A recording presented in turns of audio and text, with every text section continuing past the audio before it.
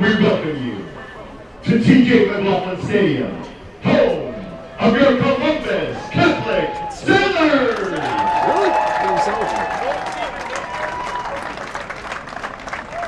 Please rise and join us in a moment of prayer and remain standing for the singing of the national anthem, sung by senior Olivia Thompson and sophomore Carly Morgan. In the name of the Father, and of the Son, and of the Holy Spirit, amen. God, our loving Father, we thank you for this opportunity for the competition. Bless everyone here with a sincere desire to observe the tradition of good sportsmanship and to respect our opponents, their fans, the officials, and friends of Columbus Catholic High School. Regardless of the final score, help us to appreciate the effort put forth by the players from both teams. Lead us all to you and grant us a place in your eternal kingdom. Amen.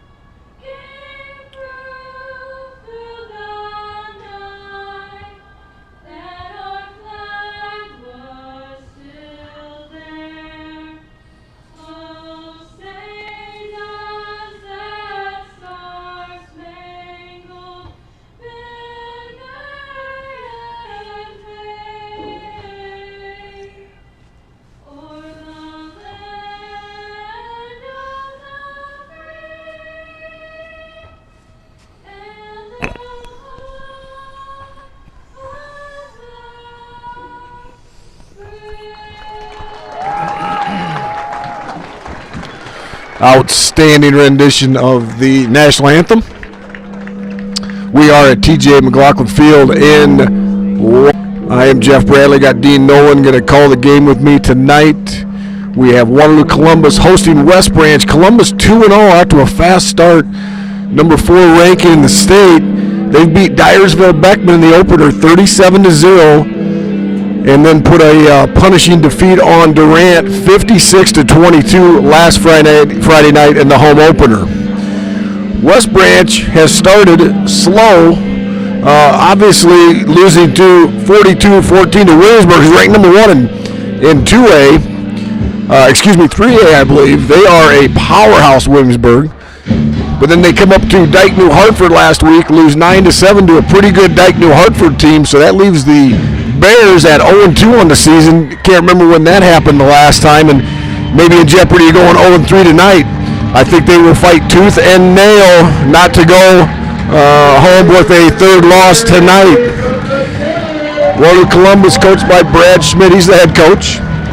Been here a number of years, had some lean years, but now he's got his system in place at these few years. The weight room is starting to pay off with these guys working out, and has had numerous years after year of playoffs with these Columbus Sailors.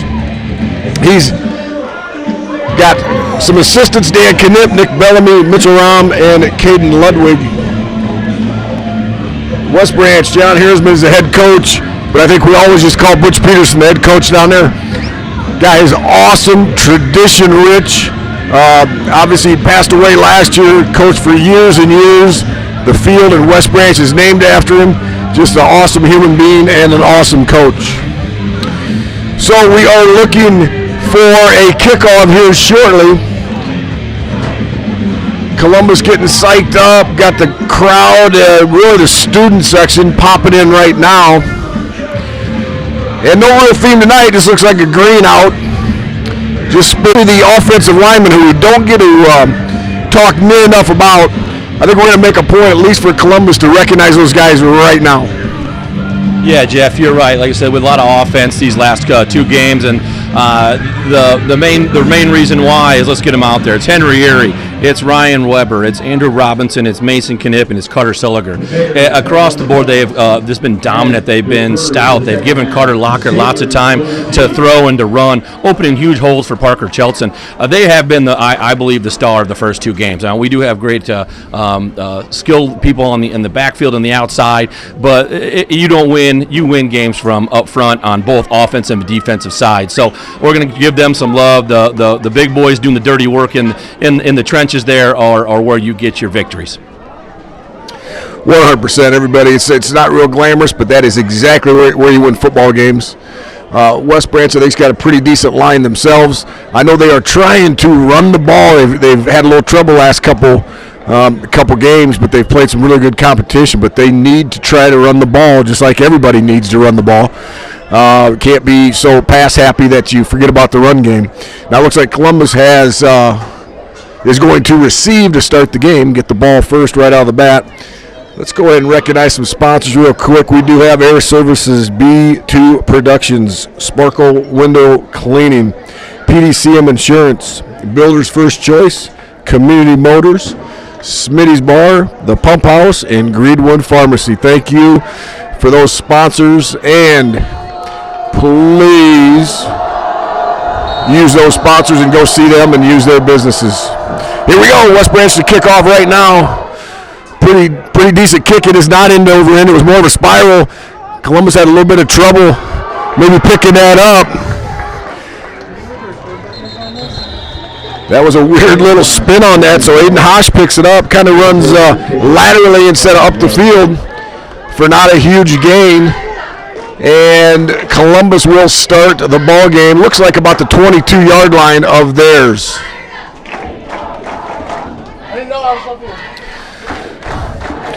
We will have a player of the half and a player of the game, and Coach Noel will do that for us.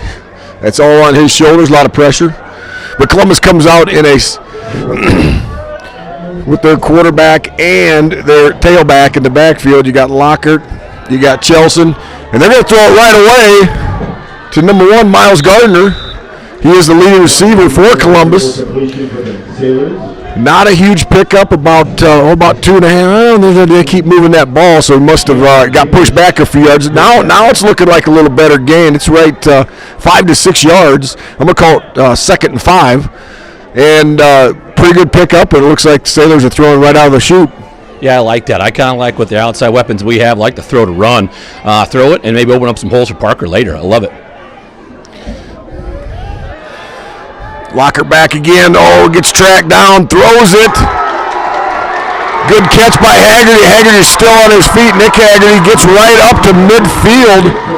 So Columbus right away, even though they have a running back, Parker Chelson, that gains 8 yards a carry and has over 300 yards for the year, they come out throwing, trying to keep West Branch off balance. I looked at the stats, though, too. He is getting 8 yards a gain, but Carter Lockhart's only thrown 5 incompletions all year. So, you kind of pick your poison. I know they got a big in there in the middle, but it looks like we might have an advantage on the outsides there. Yeah, West Branch defensive linemen look pretty stout, but here comes Chelson right off the bat, and he kind of gets stopped, and then it looked like Knipp might have pushed him forward for a little bit more of a gain. So that's a nice little 4.5 yard gain to make it 2nd and 6 for Columbus, and they are in Bears territory. I love that great run. Anytime you get a running back that falls forward and you got linemen finishing blocks, that is going to wear on that defensive line and just going to eat up those yards. Great play, great effort. Yeah.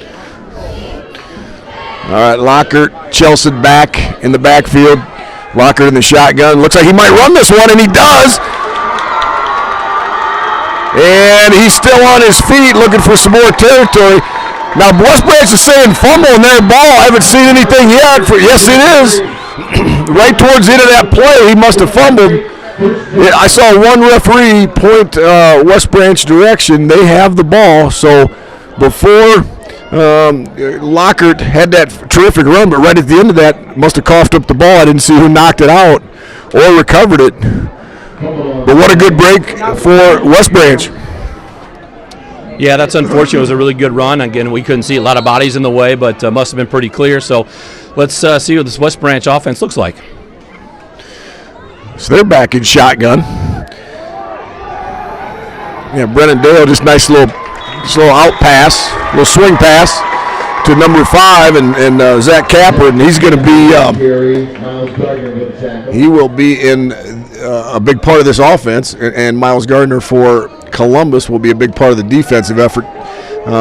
Second in tackles, only behind Mason Knipp. We're back in a shotgun again for West Branch. Little inside handoff to Keaton Gates. And Knipp across the line for the loss. So Knipp padding his stats again. Yards for loss, that's about a 3-yard loss, and that's going to bring up now 3rd and 13 or 3rd and 12. Give him the benefit of the doubt here, but a tough spot for West Branch and the momentum. Once again, we are back in shotgun. Oh, that's an outstanding play. Outstanding play by Thomas Steele.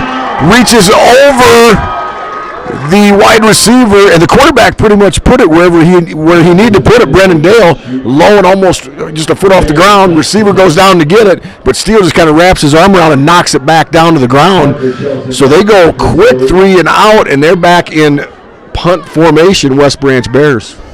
Good play by Steele. Tall, nice way to reach around there. Got a kick here. Going to be short. Going to let it run here. But let it run out of bounds about the 30.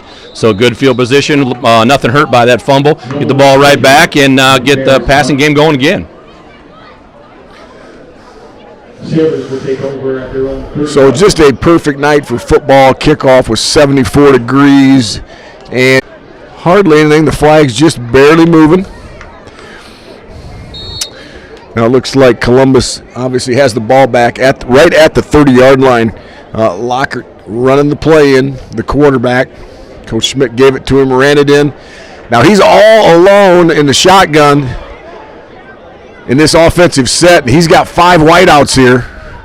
Oh, there's all sorts of movement there. So that's going to cost the Sailors 5 right there. And I could not tell if that was more on the center, more on the quarterback, regardless of who it was on. That's 5 yards, and now you're looking at 1st and 15. Yeah, that's unfortunate. It looks like they had something they really liked or saw something unfortunate about the penalty here, but I think they had the same personnel out there. Let's see if they nope, looks like Chelton's in the backfield, so it's going to be a different play. So this is the offensive set they are in the most, Columbus. Yeah, and Miles is going to come back. Miles Gardner comes back for that number 1. Oh, it's going to be a foot race. He's running down the sideline, kind of turns it back on. Number 5, Zach Capper runs him out of bounds. But what a good play by Miles Gardner. It was just like a little hook. There was 2 guys all over him, and he lost both of them and then ran for roughly 40 yards. That's an easy pitch and catch for Miles. That's awesome. If we can get that type of yak or run after the catch, we're going to have a lot of success tonight. Again, great ball. Made 2 guys missing up the seam there. We had Murph ready for some blocking. Actually, Murph came uncovered too. Had another one open there, but wonderful play.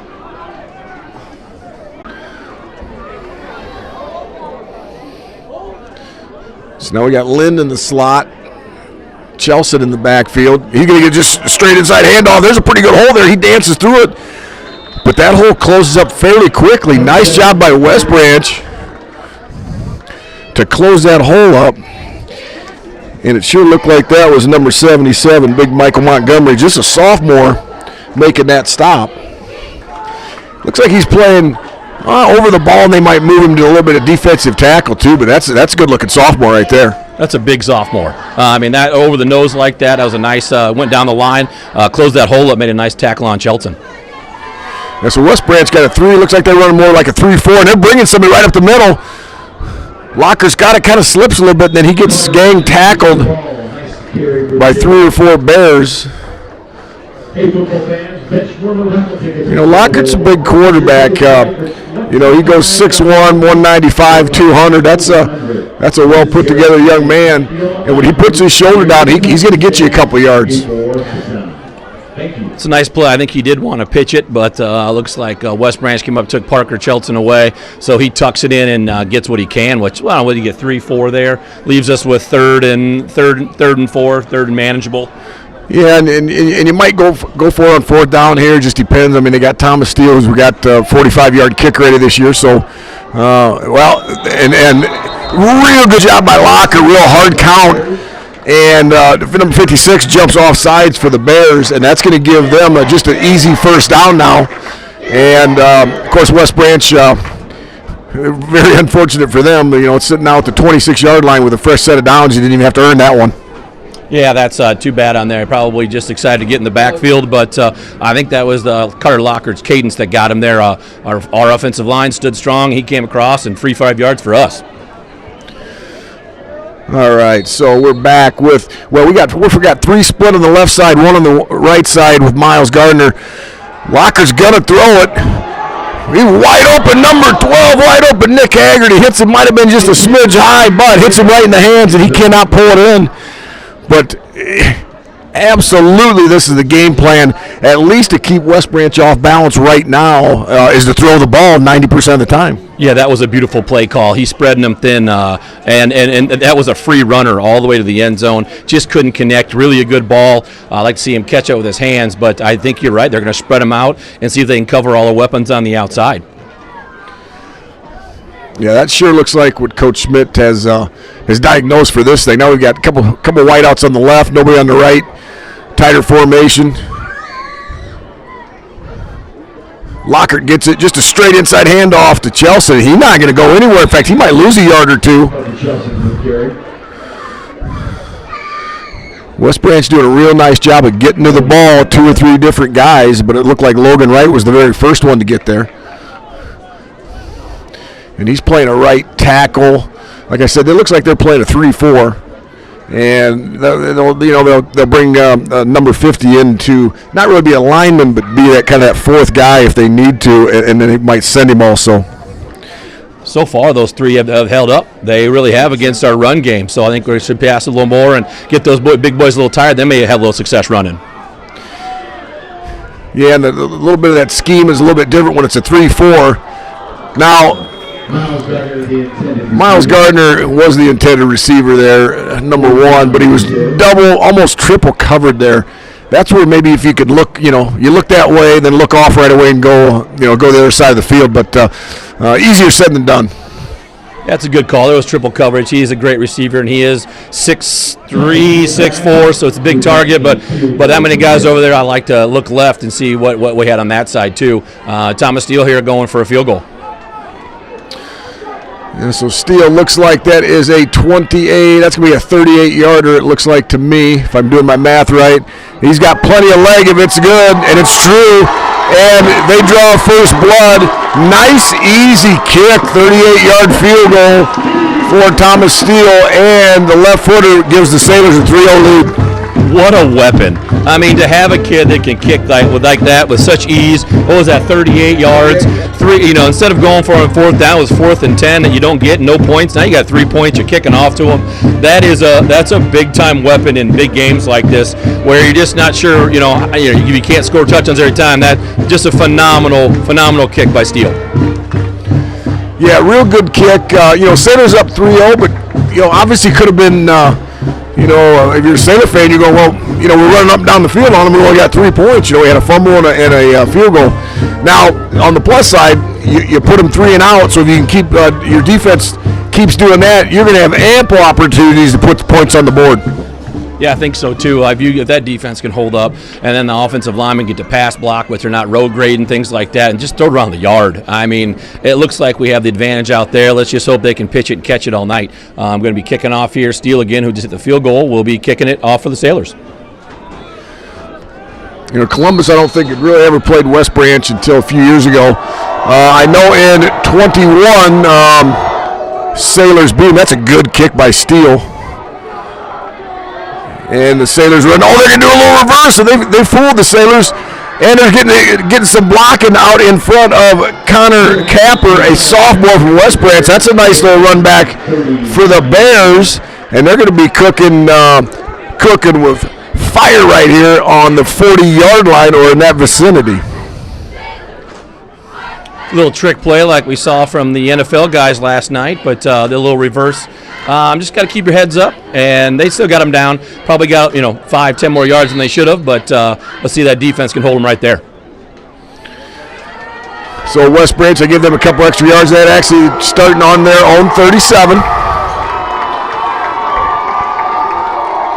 Quarterback looking over to the sideline. That is Brennan Dale. He's in shotgun.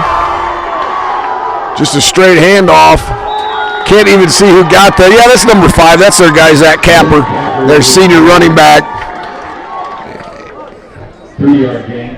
And it's about it's about a 3 to 4 yard gain there. So a decent little push by the offensive line.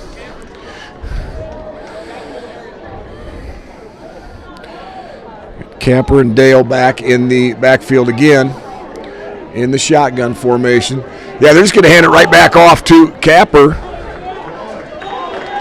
And he keeps churning and churning. Now he's down. That ball popped out at the end, but he is going to be down.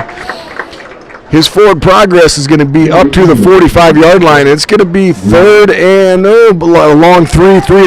This is a big play early in the ball game. It's a big down here. I do think both teams are going to struggle to run the ball. They both look like they have very good defensive lines. So Mason Knipp now goes on all fours to get in there, hopefully knock him back. So back in the shotgun. Dale throws it. They are going to get a first down. Just a nice little pitch and a catch for the West Branch first down, and Mr. Jake Swisher, a senior wide receiver, catches that ball and does a nice job of converting a third down. Now West Branch going a little hurry-up offense where they're right over the ball, not huddling. Looks like Brennan Dale, I thought he was going to run, but now he throws it, and both teams now are going through the air almost exclusively and having a lot of success. Yeah, the first one, the receiver actually found a nice dead spot, sat in there, and he hit him with a nice pitch and catch for a first down. Rolls out to the right there, hits one just in front of Steele. I think our corners need to sit on those and really drive up. I don't know if he's got the arm to go over the top, but we'll see. So Dale back, he's going deep, and that's going to be out of bounds. Pretty good coverage, but a little tight window to make that reception. So now we're going to have second down and 10 for the Bears. Still on their, they're on the Columbus 33-yard line.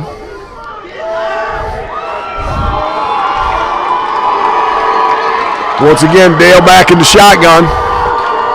He's just going to keep it this time. He's around the corner. Escapes a shoelace tackle, and he's very close to a first down. I don't think he's got it, but it looks like it's going to be about a 3rd and 1 coming up. That's a really good run by Brennan Dale. Good run, got around the edge, trying to tire him out here with a little quick-paced offense. So they get just a straight handoff to, that was a straight handoff to Capper. That fooled me. And they pass it to Joe Hammond, and they are right at the goal line. So West Branch, they're not huddling at all. They're calling their play right at the line of scrimmage. And here comes West Branch on about the half-yard line. Quarterback sneak, he got it. One referee did not give it to him. The other one comes in from the far side. He saw the ball cross the plate, so that's going to give West Branch the touchdown and the lead. That's pretty gracious. He was in the arms of Mason Knipp. I don't think he pushed over the line. He was a full yard behind. Mason ends up pushing him in the backfield. I think that was a pretty gracious spot there, in my opinion.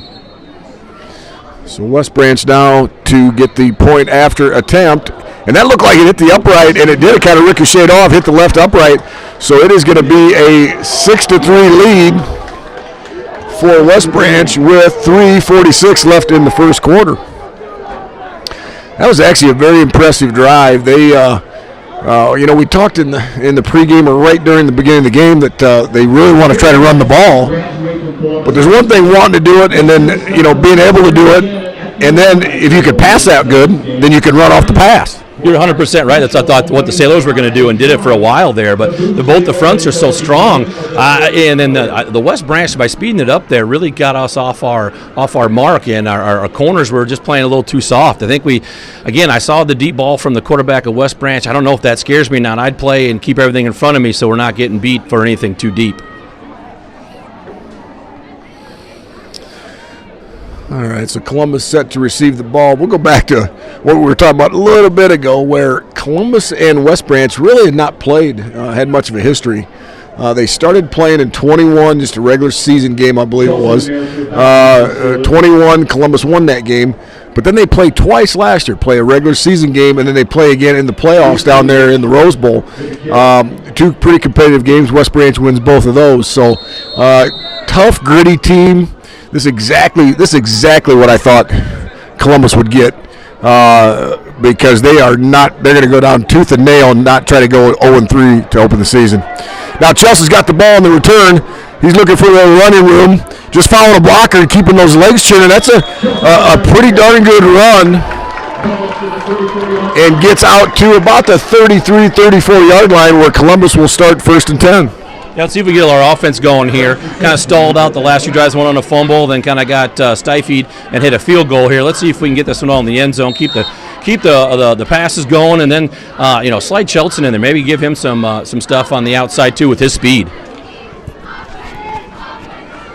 Yeah, Sailors have had West Branch, at least offensively, had them off balance for a lot of the game.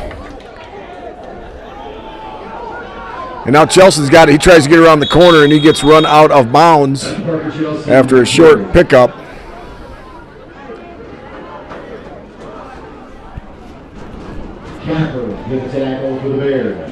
Yeah, that big old Capper's in there again, making a stop.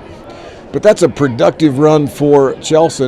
Gets a good chunk of 4 yards, and now you got 2nd and 6. Yeah, anytime you can get first down, run of 4 yards, it opens up the playbook, Jeff. It gives you a lot of options. Let's see what they do here. So you got two wideouts, a couple guys in the backfield with the quarterback, and Chelsea gets it, and he gets the outside, catches a block. He might be gone if he can beat number 2. Number 2's going to run him out of bounds. Great job by Cameron Gingrich to run the running back out. I didn't even see where it was at. It's really close to a touchdown. I think it's within the 5-yard line, but man, he got that corner and he was gone, and it is not within the 5-yard line. It's about the 6-yard line. Yeah, it's like Coach Schmidt heard me. Get Parker the ball on the outside. The speed is just there. He gets the ball, turns the corner, and the only one there was the safety, and he didn't tackle him. He just had to finally just push him out of bounds. Just what a great run. Great run. Goal for the Sailors. So now Sailors sitting in the catbird seat, 1st and goal from the 6. He can go right to Chelsea, and he is going to get thrown for a loss. That is an excellent play. Logan Wright with the tackle. Yeah, that was Logan Wright. Great play by Logan. Logan's a senior, plays offense and defensive line. Looks like they rushed him from at the linebacker spot. Maybe line just didn't pick him up. He came in untouched there, so we have to clean that up. They're playing though with the 3-4, so they can bring them linebackers about any gap there. And I think they just hit one there. Yeah, so really that was a huge loss. That's you were on the 6. Now you're all the way back to the 10-yard line. So you're gonna have to get a little more creative. Now sometimes this, in a weird way, is a silver lining where you have a little more room to work with if you do pass. And it looks like there is an open Nick Murfield in the end zone. He's just wide open. There is not much defense there. Murfield just kind of settled in the back of the end zone, and Lockhart did a great job. Looked off another receiver, saw Murph open, and hit him right on the numbers. Great play call. I will tell you, Lockhart doing a good Statue of Liberty, fakes the handoff. The Frank Lynn, the fullback, hammers it in there, and they come out clean on the backside, and Murph is wide open for a touchdown. Nice play. So we got tons and tons of action. Looks like Steele's in there for the extra point, but tons and tons of action. It's 10-6. We still have 2 minutes, 35 seconds left here in the first quarter. We'll take a short break as the team gets hydrated, and we'll be right back.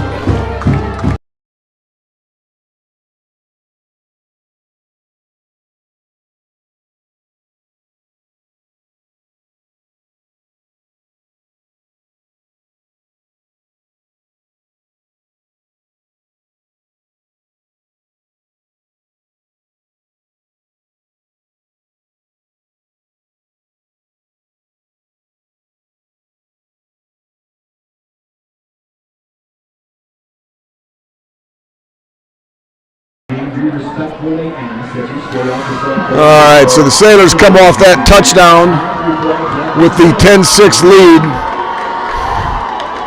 Thomas Steele back to kick. Steele with a kick for the Sailors. You're going to tee it up and you're going to let it fly. But yeah, tons of good action here in the first quarter. West Branch had a great last drive. Columbus had actually 3 good drives, scored on 2 of them and fumbled on 1. Nice end-over-end kick by Steele. West Branch is bringing that up, and he's through the line there. Looked like that's number 45. That's a good run by Aaron Marsh. Stitzman with the tackle.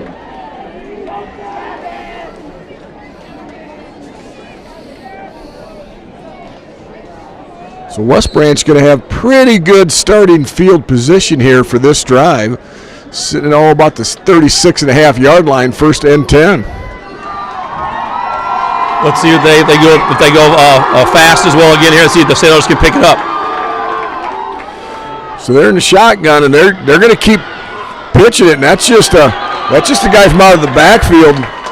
It looked like number 10, Jake Swisher, just kind of slid out from the backfield and made that catch. Kind of found a little soft spot in that zone. But just like Coach Schmidt, I think, had found some weaknesses with West Branch defense. It looks like West Branch is starting to find a few places to attack Columbus.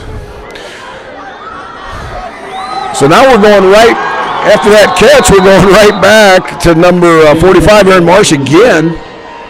And he has a nice run to pick up a first down. Sailors got to get some type of stop here. It's just too many big chunks there. They bought that running back right out of the backfield last play and wide open. Got to get a man on that.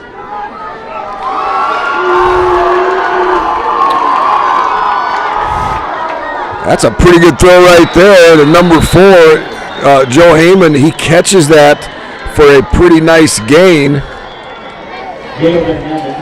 I'll tell you, that Dale is throwing a pretty good ball. And has Columbus on their heels. Yeah, that was a pretty ball. He throws a beautiful slant right into the numbers. So now Dale back again in the shotgun. He's looking left the whole way. There might be a little flag there, and there's a little bit of hand fighting going on with Columbus Nick Haggerty and Joe Hammond from West Branch. And they're going to call Haggerty, I think, on a little bit of a tug of the jersey, a little bit of a hold. Yeah, he definitely got beat over the top and felt the ball coming and pulled on him. I guess instead of giving up a touchdown, I don't hate the penalty. Gives us some more chances to stop them, but kept them from catching the ball. Pass interference on the Sailors. First down. So that's going to move the Bears to just outside the 10. So I'm going to call that the 10.5. Maybe I'll call that the 11-yard line, so they can still get a first down without scoring a touchdown.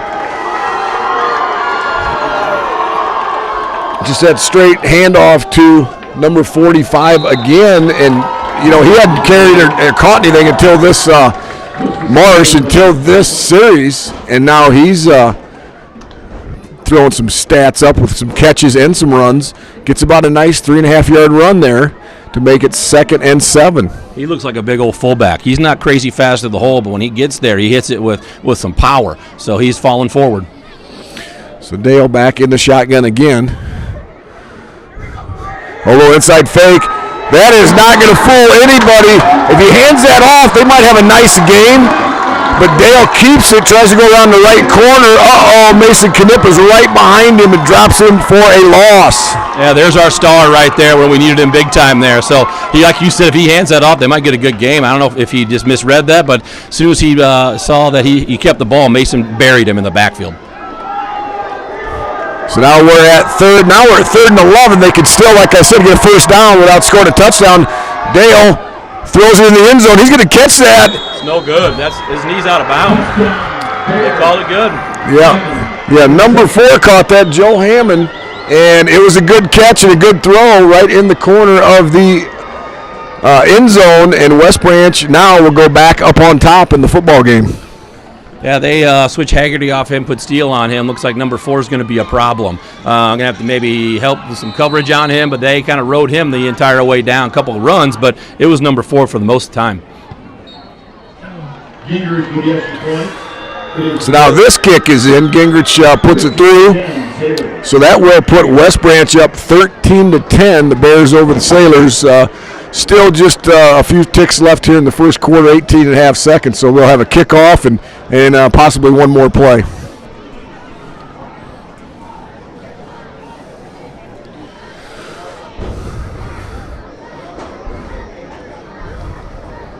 Yeah, defense that was not touched up very much in 2 weeks has given up 13 points in the first quarter here. And we knew that West Branch was going to come out fighting tooth and nail, trying to win this ball game, and they are. Yeah, I don't think we've seen the likes of a line like that can give him time to throw. And it looks like they've got at least one athlete out there on number 4 that can really go get it. So we got to keep penetrating, try to get that quarterback on the ground to stop that pass, help our corners out. Yeah, I mean, I think they got some playmakers. Got Swisher. I think that Dale's a good quarterback. So, boy, they're going to be a handful here. Chelsea Merrifield back deep for the Sailors to receive the ball. So West Branch set to kick off from the 40-yard line. And Gingrich will kick it off for the West Branch Bears. Back for the Sailors is Chelson and Murphy. That's a beautiful kick. Chelsea going to get at the 10-yard line. Looked like a little bit of maybe a block in the back there that the referees maybe did not see. Looked like by Columbus. And Chelsea gets run out of bounds at the 25-yard line. What do you think, Jeff? You think we keep throwing it around, or do you try to slow it? I guess we only have 12 seconds left to go in the second quarter, but you keep throwing it around and then run Chelsea sparingly? Is that what you stick with? Boy, I mean, I just think you can do offensively. I think you can do what you want here until they show that they can stop you. It looks like to me that they haven't stopped the pass, but they haven't stopped the run either. So the big thing to me is ball security, and then make sure you score points on every possession. 100% right. I think it's that, and then it's also keeping them guessing. Run, pass, keep them on their heels. So Locker gets the ball. Oh, we're going to have a little screen pass to Chelsea. He's got a lot of room to run. That is a great tackle from that West Branch. I believe that was number 6, Connor Capper. Played off a block of a Columbus lineman and then still made the tackle there. Great play. I love our screen game. I like getting the big boys out front, giving our speedy Chelson the ball in the open field. I think you keep hitting that a couple more times, and that's really going to pop one of these times. So that is the end of the first quarter, 13-10. West Branch Bears over the Columbus Sailors. We will take a short break and be back in a minute.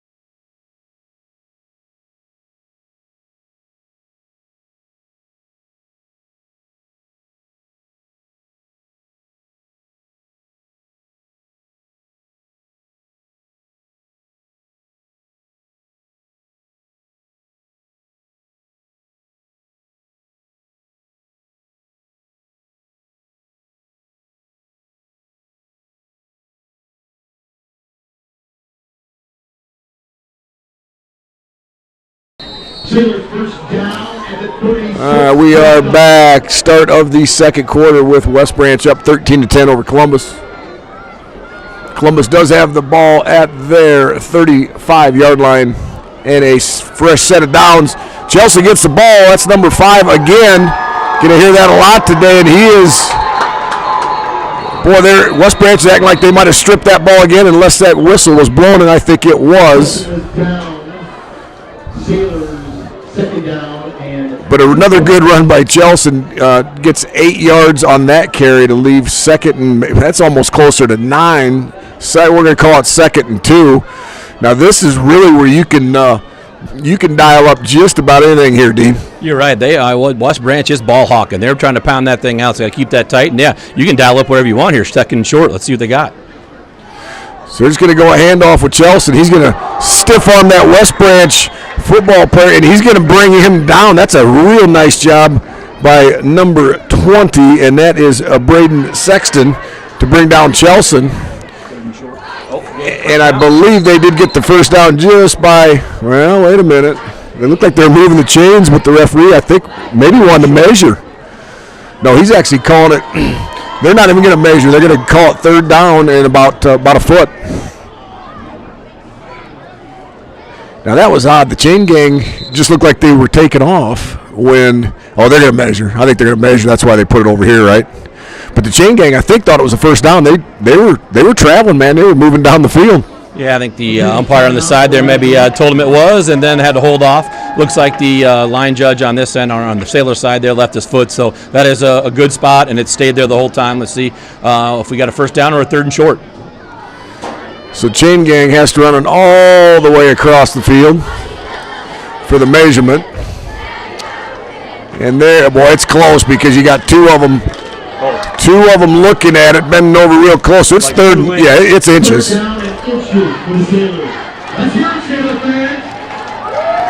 So once again, I mean, you're sitting somewhat in the catbird seat where I know Coach Smith, he's going to go for it. If it's 3rd and inches or 4th and inches, he's going to go for it. So I think you can still pass it, but you're probably going to get a run play. Yeah, what do you think? That short? Do you try to hit him over the top with a freebie, or you just kind of want to keep the ball right, and you want to just keep grinding them out and keep that keep their offense off the field, keep our offense on the field, right, Jeff? Yeah, I mean, the conservative part of me thinks they just have the quarterback do a little sneak, and that might be what it is anyway. They're in the I formation. He's actually going under center. Is Carter Lockhart. And he does. He just keeps it and churns those legs. And he's going to get it 5 yards, 10. He's gone. He's going to break through the line and go all the way to the house. Carter Lockhart, number 2, the quarterback. It's a sneak. They were only going to try to get 6 inches. But since nobody brought him down, he said, what the heck, I'm just going to take it to the house. What an unbelievable run by Lockhart there. Like you said, 6'1", 6'2", big, strong kid. They get an unbelievable push, and he just pops out of the pile. And his straight line speed is as fast as anybody on that field. And he just goes from a first down to 6 points. That's a big lift for the Sailors, big lift. Yeah, and that's the thing with that goal line defense. If you get through that first layer, you've got a long way to go. And Lockhart does a great job. Scores a touchdown for the Sailors. Of course, Steele puts it through to give the Sailors their 17th point, so they pop back up on top here, 17-13. And I'll say it again: the Sailors have moved the ball with almost zero trouble, except for the one turnover they had deep in West Branch territory earlier in the game. Yeah, what a fun one to pop there. Really gives us the momentum, I think, on that. Everybody's excited. Maybe you don't have to be so tired grinding it all the way down there. So hopefully our cornerbacks can get ready to go and knock them, hold them back for no first downs this time. All right, so now it's West Branch's turn to get the ball back. And the way this game's turned out, it's just going to be a barn burner. I don't know if they're going to keep this pace up, but boy, if they do, the fans are going to get their money's worth, and we're going to have a sore throat. It's going to be a fun one, like you said. There's a lot of good athletes. Both teams have phenomenal athletes all over the field. This is a really fun game. Really fun game. So once again, Thomas Steele back to kick for the Columbus Sailors.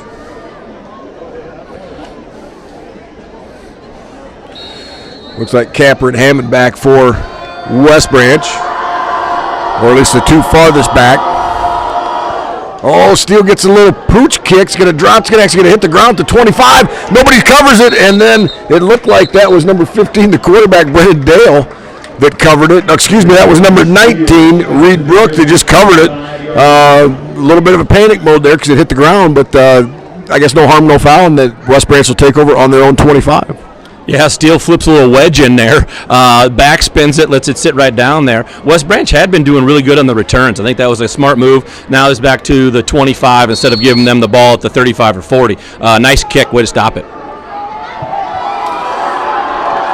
All right, Dale back again in the shotgun.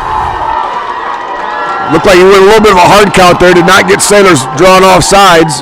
Looks over at the sideline, might be changing the play. Right next to him is Capper. He's back to pass. He's going to unload it right on the sideline. That's a really good pass. Did he get a foot in? He surely did. Just painted the sideline. Good little hook route. That's a 7 or 8 yard gain by West Branch. And once again, they're more or less picking Columbus apart on these pass plays. They really are. Our defensive lineman got in there. Kid rolled out, made a nice pass, nice catch.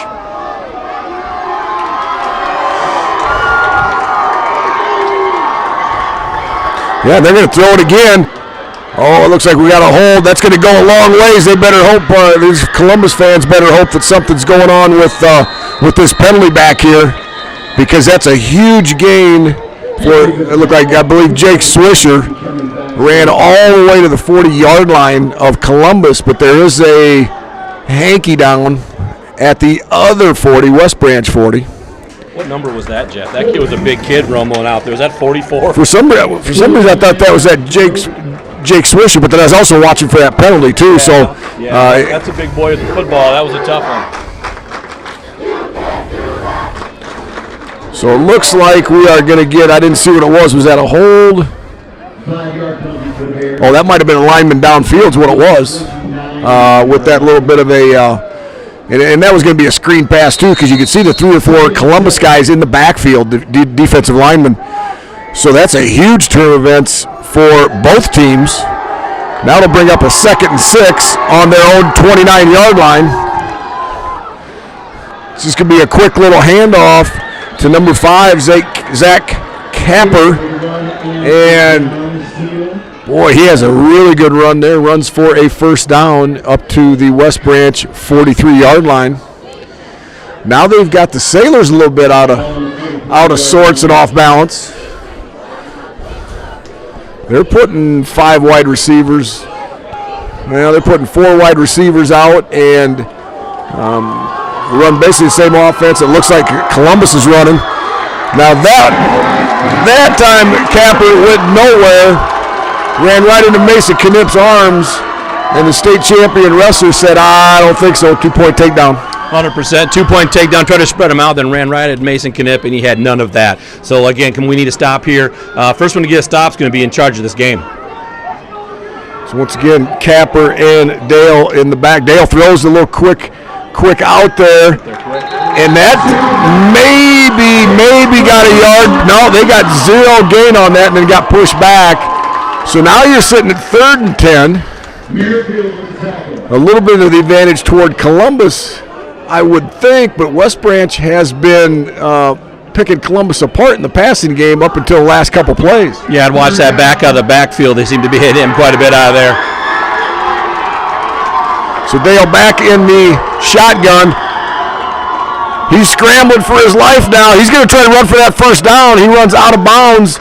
Is not going to get the first down. He will get about half the yardage, so it'll be 4th and 5, closer to 4th and 6. The problem is for West Branch is you're on your own territory at the 47. I don't think you risk it. Well, it sure doesn't look like it, right? Well, it kind of looked like they were going to go for it, and maybe you try to draw us off sides, but no, they are going to punt, or at least it looks like it. That surprises me. Nobody's really been able to stop anybody. I'm surprised they're going for taking the punt, but we will tell. Here comes the fake, like you said. That was a forward pitch, it looked like to me. 50 to number 5, it looked like a forward pitch, but nobody was on that line where they could see that, but we had a great vantage point because it was straight down for me. Regardless of that, It was a fake punt, a run, and West Branch has a first down. It doesn't surprise me at all. I just didn't feel like they were going to punt the way they've been moving the ball. A little trickery. The Sailors need to stop. Got to get stopped. Got to dig in here. So now West Branch with the momentum again. Just that straight handoff again to Capper. And it looks like Knipp's going to bring him down after a short gain, about a 2.5, 3 yard gain. And I wouldn't call West Branch in a hurry up, but I would say obviously it's a no huddle. So Dean back again in the shotgun. He's going to roll out to his right. Nobody open right now. And Miles Gardner's going to come up and meet him, and actually about 3 yards deep in the backfield for a sack. Great coverage by Columbus. You can look down the field. There was nowhere to go, so quarterback just kind of had to eat it. Dale's like, well, I put my shoulder down and try to salvage what I could. That was the best coverage of the night by the Sailors. He rolls out right. There was no one open. Jeff and I both look at each other, and then Miles runs right down the line and puts him in the ground. So well done by the Sailors. Need more of that. So once again, Capper and Dale back in the backfield. Dale back. They're going to run a little screen pass to Capper. He's going to get brought down by Miles Gardner. That's a really good open field tackle. Now, West Branch, that's a good gain. That's about a 6 yard gain. Now you're looking, you're in Sailor territory. You've already faked one punt. I think they're just going to go for it here. They're going to leave the offense on the field on this side of the 50, I think, and go for it. Like I said, Sailors dig in here. Let's go. Get them down. So the second fourth down play in the last 2 minutes. Looks like they're trying to get them off sides. Now they're going to call a timeout. Good discipline by Columbus. And now West Branch is going to talk it over, and I still think at their own 40-yard line, I still think they're going to go for this, Dean. No, I 100% agree with you. I think that they were just wanted to see if we jump off sides, give them a free 5. We did not, and now they took the timeout to give them a rest and figure out the best play they want to run. Hopefully the Sailors do the same thing, pull out the right defense, and we can get a fourth down stop here and change the momentum here. And I did say that was their 40. It is not their 40. It's Columbus 40 they are on. So they're 40 yards away from a score, but they have a huge 4th down and 6 to convert if they want to keep going on this drive. Once again, we're going to recognize our sponsors. Do some great work in the Waterloo community. It is Air Services, B2 Productions, PD, CM Insurance, Sparkle Window Cleaning, Builder's First Choice, Community Motors, Smitty's Bar, The Pump House, and Greenwood Pharmacy. Student section getting a little bit jacked up. They're sitting right in front of us. But I like that timeout for us just as much, even though they called it for them. I like it for us. Hey, clear your head. Be aware of what, a few things, maybe some tendencies that West Branch might have here on 4th down. And, once again, this is going to be a huge play with 7 minutes left in the half.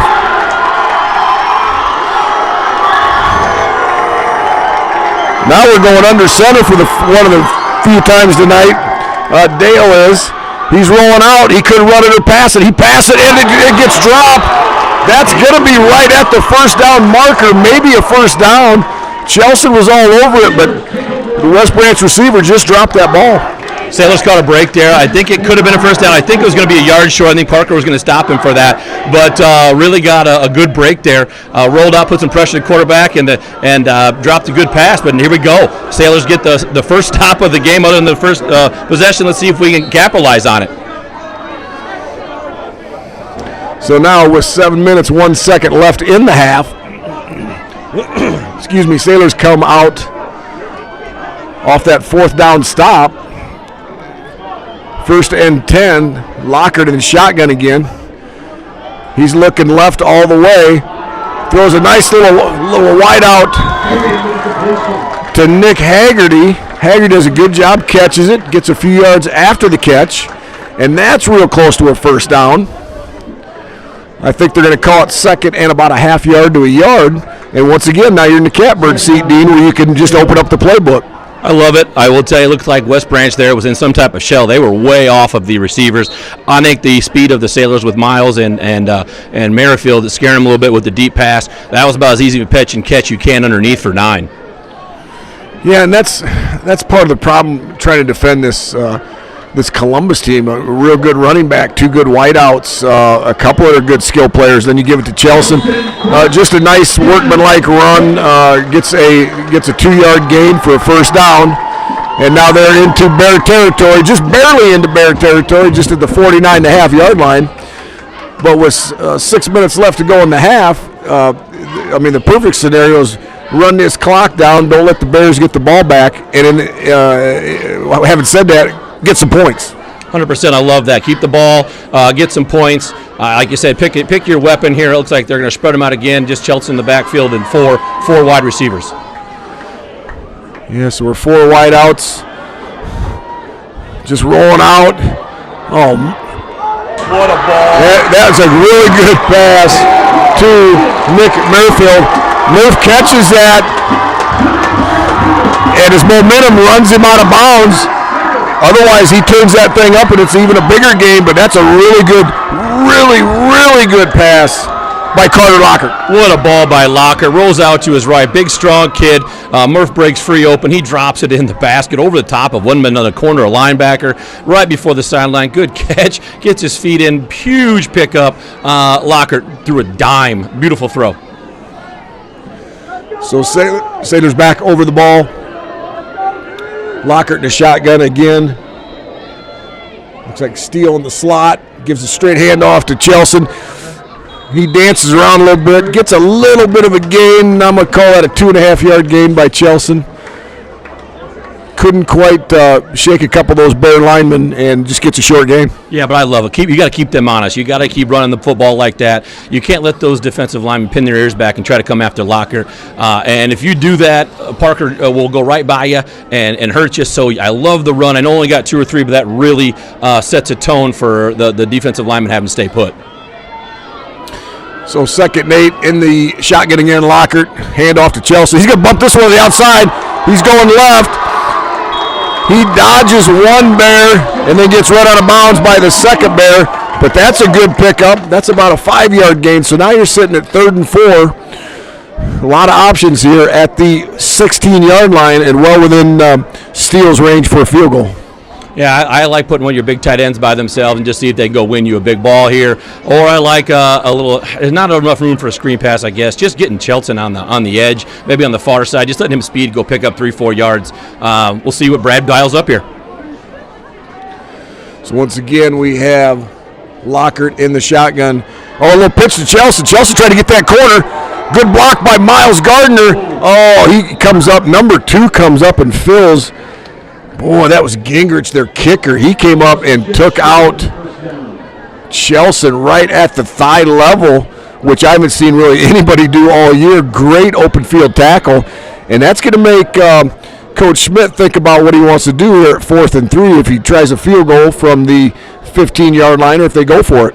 Yeah, I got exactly what I wanted, which was Chelson on the outside. I just was not expecting number 2. He came up and probably put maybe one of the bigger hits on Chelson. I haven't seen Chelson get hit like that and go, not fall forward for the first down. He came in, put a lick on, put it on the legs, and no gain, but kept him from the first down. So great play by number 2 on West Branch. So Columbus now is going to take their own timeout on 4th down. They're going to talk it over a little bit. I like this. Regardless of what you do here, and my guess is Brad Schmidt's going to run out the offense and try to convert this. But you've got options where you've got a really good kicker who's made a 38 and a 45-yard field goal already this year. You could send out Thomas Steele for obviously not a sure thing ever when it's the kicking game in high school, but a good chance to tack 3 more on, or you run your offense back and challenge those linemen to get a good push on the ball for a 2-yard gain. Yeah, I hope to bring the offense back out. Like you talked about in the past, West Branch has beat us twice last year. I don't think they're kicking the field goal. I think they're going to, again, dial up their best play here and hopefully get a first down. The other option, too, is I know it's a little maybe out of the quarterback sneak range. It's, 2.5 yards. But if you get behind Mason Knipp, how big and strong he is, plus how big and strong the quarterback Carter Lockert is, that's not beyond the realm of possibility either. So Lockhart is under center. Here comes Miles Gardner across. Oh, no. And Lockhart is going to get sacked, and then he just has to throw the ball away anyway. Throws it right into West Branch arms for an interception. So this is going to be a huge play for West Branch. Even if they stop him down there, they get it back around the 15. But with the interception, now you're around the 40. And there's a penalty marker down, unless they pick that up, which could add on. We're seeing what's going on here. The referees are talking to both coaching staffs. Well, and then they called, so it must have been after the play, they called something on West Branch, it looked like to me. It was on the West Branch side. Yeah, it was on the West Branch side. The field judge threw it. I don't know what the call is or what we're doing here. Maybe they'll tell us here once they spot the ball. Yeah, so right now the ball's on the 41. I don't see any mark off for any penalty, so I'm going to assume now that there's not a penalty. And West Branch is going to take it over at their own 40-yard line with 3 minutes and 22 seconds left in the first half.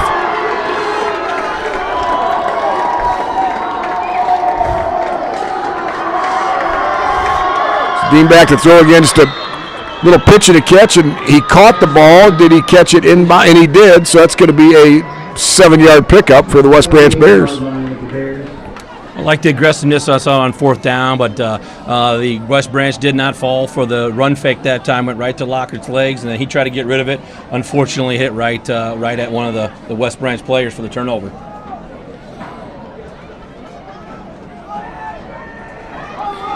So Dale back to throw again.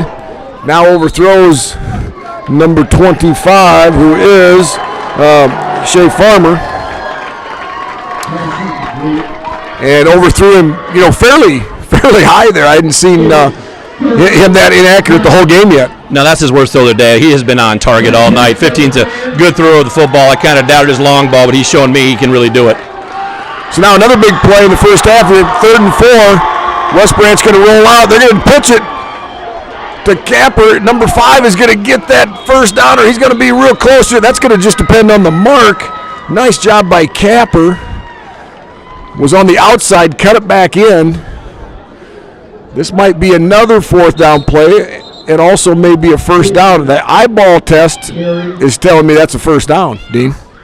First down. Yeah, first down. Looks like head referee took the time there and lined it up, gave him the first down.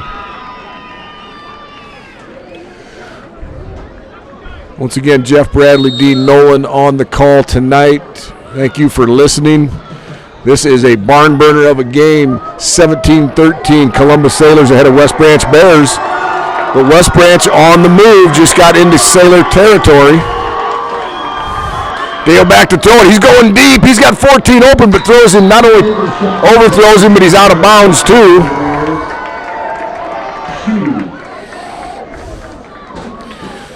Just a little bit out of his reach there. Looks like they tried Haggerty again. Looks like the Sailors have adjusted by having Miles Gardner slip out on underneath some of those routes that they're getting easy pitches and catches on. See if they can keep this up and keep them from scoring. So West Branch now 2nd and 10. Dale in the backfield, Capper in the backfield. Dale's running out to the left. He's going to throw it. And that looks like it was out to number 10 who dropped the ball. Might have been led a little too far. It's on that far side of the field. Hard to tell. It looked like it was going to Swisher and just led him just a smidge too much. Yeah, I think even if he catches that, he's probably headed out of bounds there. The same thing. So not a huge missed opportunity there. But I'm going to tell you, good coverage by the Sailors. He ran to the wide side of the field and came up empty. 3rd down and 10. So starting to sound like a broken record. Another big play. Even though we're in the first half, there's 2.5 minutes left in the first half. But it's a 3rd and 10. Columbus looking to get the ball back if the defense could stiffen here. That's a real good pass. Number 4 catches it. Number 4 is Joe Hammond. He had a couple big catches the second drive, but that will obviously be a first down. And he was wide open right through the mid part of that field. And that's going to give West Branch a first down at the Columbus 22-yard line. And once again, a no huddle. Looks like Capper gets it again. He's going to go for a short gain. Well, it looked like a short gain, but it's probably 3.5 to 4 yards. Nice run by Capper. He's getting the bulk of the carries. Now Dale back in shotgun again. Capper right next to him. They're just going to, a good fake to him. That gets knocked down. Looked like by Henry Erie, number 50. Knocks it down with his big paw, so that's going to go again now 3rd down and 8 yards or 7 yards for a first down. They're definitely in 4-down territory, so you're going to have to play really good defense for at least 2 downs in a row here. Yeah, last time, though, we got burned on that last big play. We sent the house and just didn't get home. So we got to be careful. If we send the house, we got to get to them. Otherwise, they're sneaking backs and tight ends out all over the place. So once again, Capper and Dale in the backfield. Now Capper is running out to the right. Dale looks, almost a little jump pass, throws it up to 25, in and out of his hands. Probably should have made that catch. Farmer's caught a couple passes today, but he dropped that one. Now you're going to be at 4th and 7. And it almost looks like they're going to try a field goal here. Which is a big win for the Sailors. So that's a 25 to 26 yard at the yard line. So that's going to be about a 35.5 yard field goal. It's a good snap. That kick's good. That kick's right through the middle, isn't it? Yeah. Looked like it was left. It was good. Yeah, caught the left half there, and so they're on the board. That's a good kick. And that's going to make the Sailor lead down to just 1 point with 1.5 minutes left in the half. 17-16, Sailors over the Bears. What a game. Yeah, this is a great game. It's back and forth. Again, athletes all over the field. Makes it a 1-point game. I'm going to say that's a win. I know it's 3 points, but it's a win for the Sailor defense. Looks like they were getting tired and getting thrown on there, so they kind of got tough there and made them settle for 3 instead of the touchdown. Got 1:31 here. Maybe hopefully have enough energy to maybe put some more points on the board, too, and keep that halftime lead and maybe add some more, too, before we go in for half.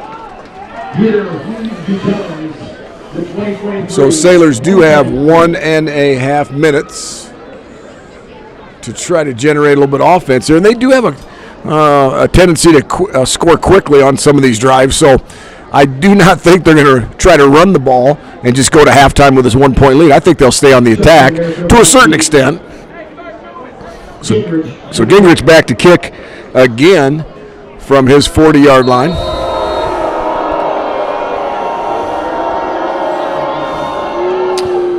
And just a short little line drive kick. Going to get picked up by Murfeld. Murfeld gets hit, and a hand up towards the face mask. I'm not so sure if he caught the face mask, but he definitely hit the helmet on the way by. And Murph is drugged down right around the 27-yard line of Columbus. Let's see your bracket dial up here at the 1:23. How many timeouts do we have left, Jeff? I can't see. We got 2 timeouts left. Plenty of time. Get up and down the field. I agree. It looked like there was a little bit of a face mask there. No laundry on the field, so it must not have been what we saw. Again, we are a long way away. But let's see what the Sailors can dial up and hopefully get some more points on the board before half. So Sailors start from their own 27. 1:23 left before halftime. You do have a kicker that's got a real live leg here. They're going deep. Oh, and that's going to be a flag 100%. Thomas Steele was wide open. Lockhart laid it out there for him. West Branch really, in the whole scheme of things, that's a smart play. You're going to get a penalty, but you're not going to give up a big play on the other side of the field. Yeah, same thing like we said with Haggerty. If you're beat, in high school, it's only a 15-yard penalty. That's not great, but at the same time, it saves you from a touchdown. Sorry on the camel work there. It was a good ball from Lockhart. A touch underthrown, so Steele had to come back for it, but then created the contact there. 15-yard penalty. That's a big gain on first down with the penalty, and Sailors moving the ball forward. So now with 1:16. The Sailors are now on their own 42-yard line.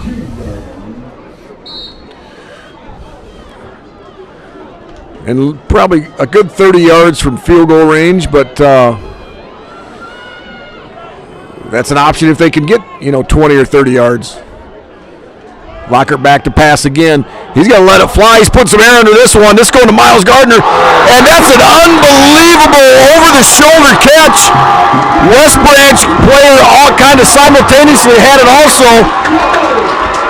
Miles wrestles it away from him, but he literally did that like a Willie Hayes over-the-shoulder basket catch. That is incredibly hard to pick up the ball over your shoulder like that. Miles Gardner makes a phenomenal catch for a high school ball player. Gets Columbus all the way down to the Bears 18. They are in field goal range, but they're looking for more. That's a big boy catch right there. I thought it was overthrown. He hit the after Jets and pulls it back in over the top. Go ahead, Brad. Jeff, go ahead. Well, that's a really good call by Coach Schmidt because Columbus was out of sorts. They had two guys moving right before they called the timeout and hiked the ball. Obviously, somebody was not on the same page there, so Coach Schmidt says, you know what, call the timeout.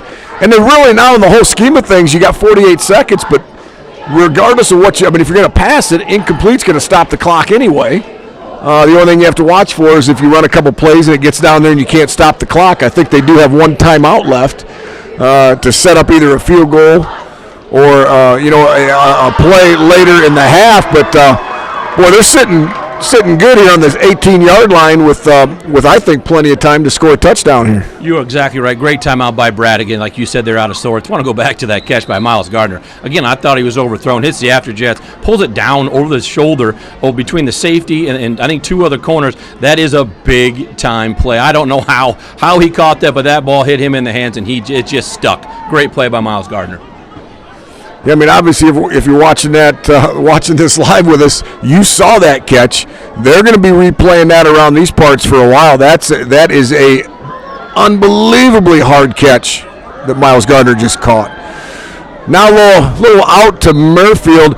It looked like him and Miles Gardner might have got tied up maybe in their routes, and Lockhart overthrew Murph, but I don't think Murph could get there because he got slowed down. But, no harm, no foul. It's 2nd and 10. 44 seconds left in the half. I mean, plenty of time here. Right now, if you wouldn't get a first down, you're looking at about a 35-yard field goal, which is in Steele's range.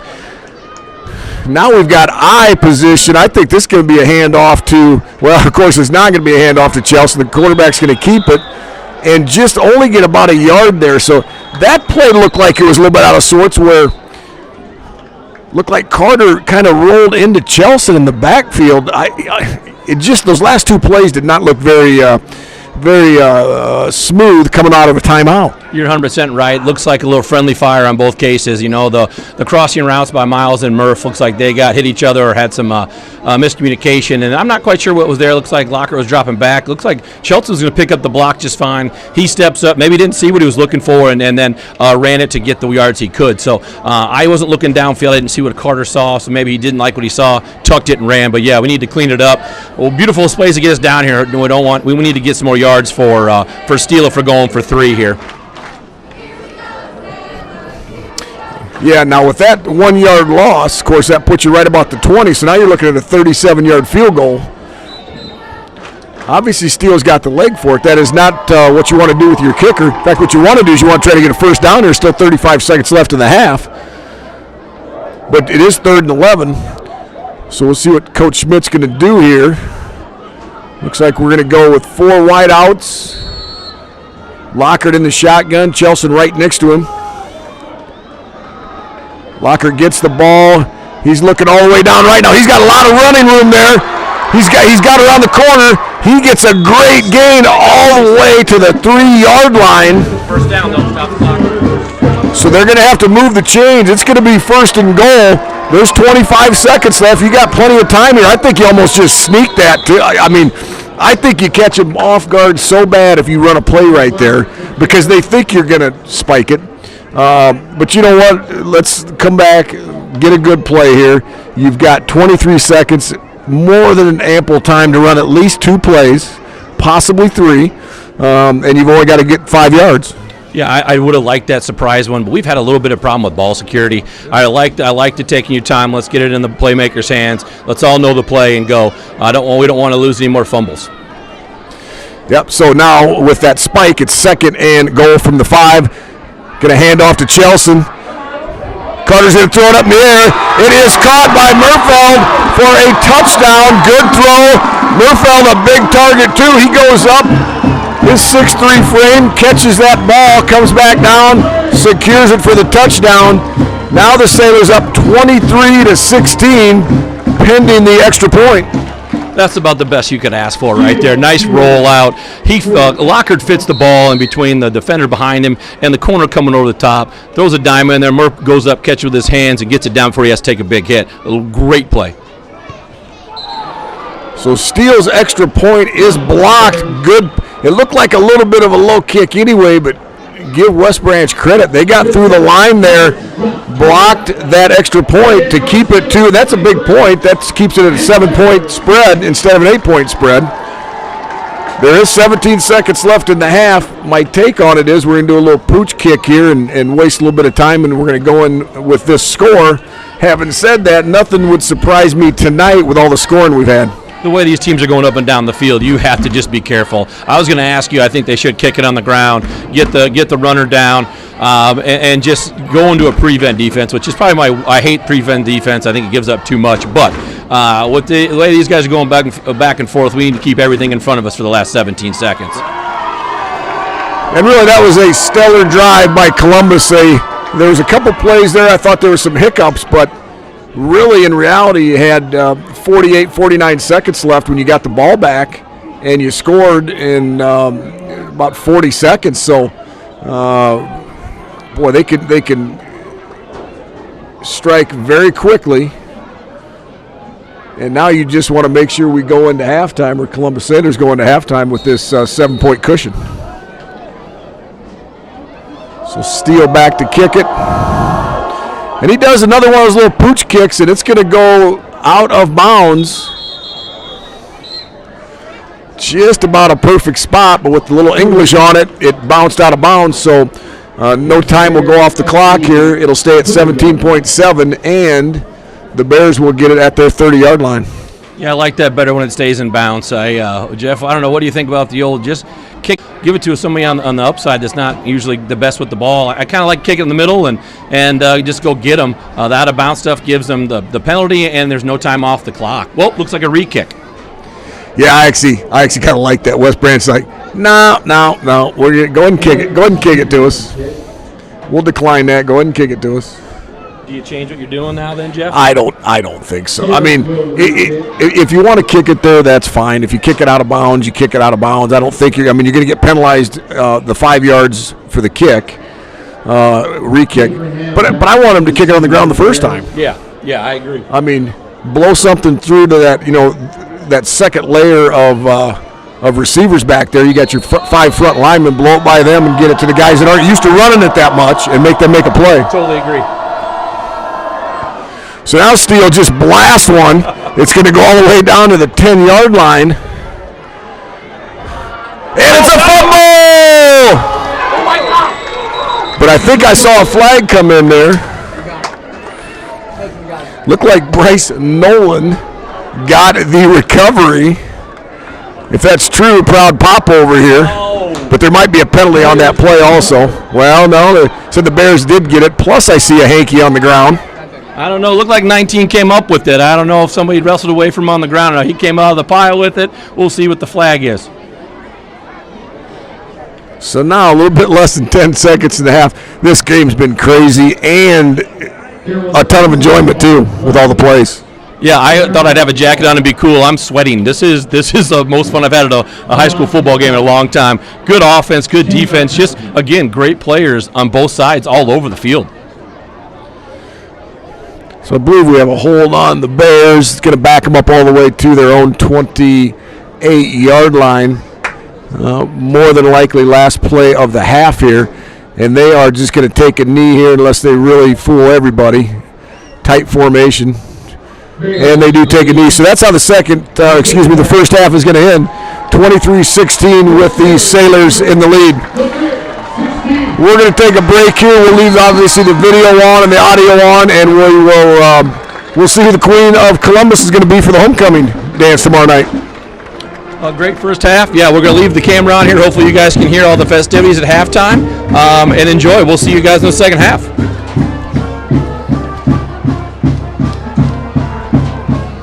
Stay here, make sure that's on the right spot.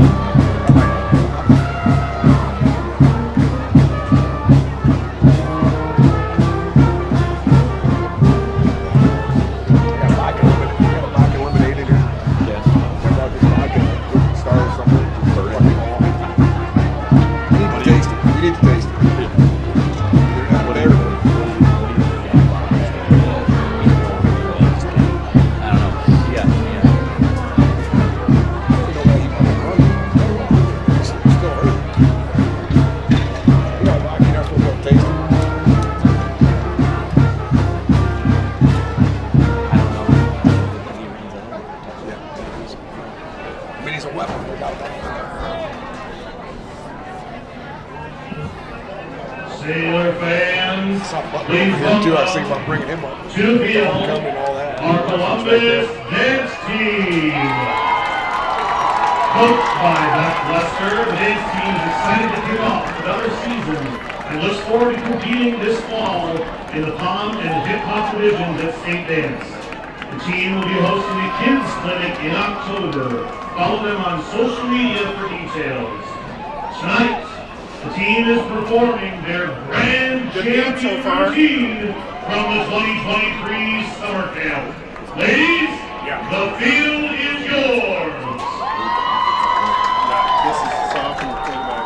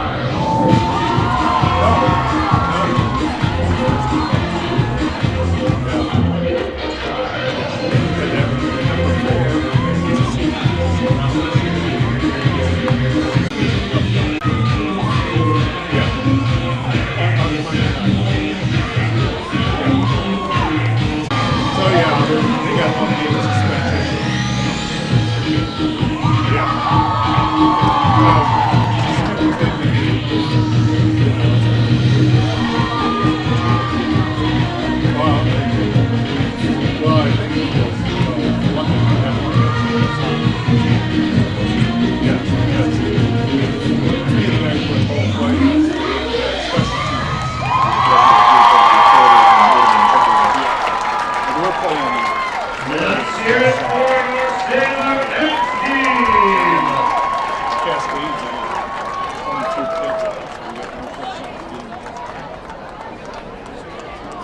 Welcome fans to the 2023 Homecoming Halftime Festivities. It's been an exciting homecoming week at Columbus. The theme for this year's festivities is Drive-In Movies. The week started on Sunday with the school being beautifully decorated by the Lighthouse Group. Each class decorated their hallway with a movie-related theme. The senior hall was covered in Barbies and Kens, while the juniors chose a jungle theme for their Jumanji hallway. The sophomores transformed their hallway into outer space with the Guardians of the Galaxy decor. And the freshmen took us to the beach with their Moana hallway. Tuesday's out-of-uniform theme was red carpet, and students dressed up and worshiped together at our homecoming mass, celebrated by Father Cruzy from Blessed Sacrament. And our Tuesday evening, we hosted a volleyball triangular and played some exciting matchups with South Carolina and Chester. Wednesday was Dynamic Duo Day, where students dressed up as holiday heroes. Hilarity ensued when Mr. Dumb and Dumber were so dumb that they mistakenly appeared on Thursday. Mr. Trivia appeared during common time, and the trivia contest ended with a controversial win by Mr. Orthman's Room. Thursday's theme was movie night, and students dressed in casual movie-going clothes. Again, Mr. Trivia appeared, and Mr. Randall's class dominated with a runaway win. Today was Spirit Day. The students and staff wore sailor attire. This afternoon, we hosted our annual homecoming parade and pep rally. The class hallways have been voted on by faculty and staff, and the class with the best decorated hallway was the Juniors!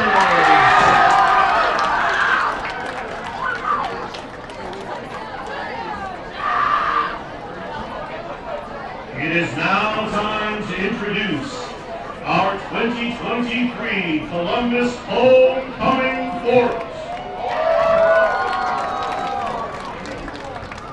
The first member of the court is Kayla Oren. Taylor is the daughter of Scott and Kristen Oren. Taylor is a member of Blessed Sacrament Parish. She has been active in basketball, golf, fall play, spring musical, lighthouse team, student government, robotics, student ambassadors, senior leadership team, and the National Honor Society. Taylor plans on attending Iowa State University and majoring in animal science in hopes of becoming a veterinarian. Ladies and gentlemen, Taylor Oren!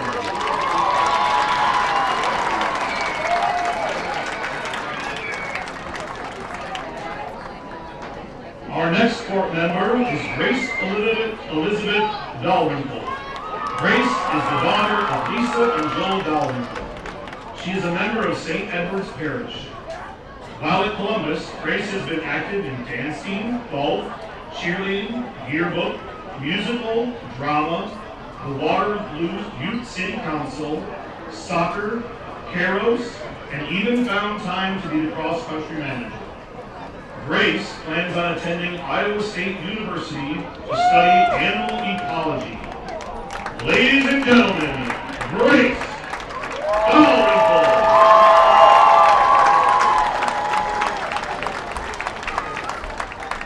Our next court member is T. Pham. T is the daughter of Tammy Bowe and son Pham. T is a member of Sacred Heart Parish.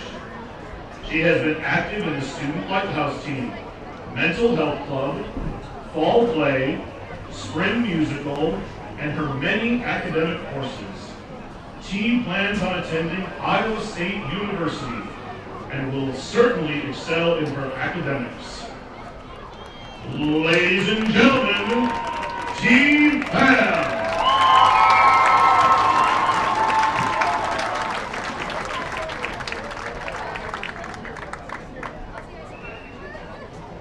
Our next court member is Abby Romberg. Abby is the daughter of Leslie and Bill Romberg and attends St. Patrick's Parish. Abby's activities include cheerleading, volleyball, cross-country, speech, drama, student ambassadors, Lighthouse, National Honor Society, Caros, NCYC, yearbook, and is known around the school to have the best penmanship.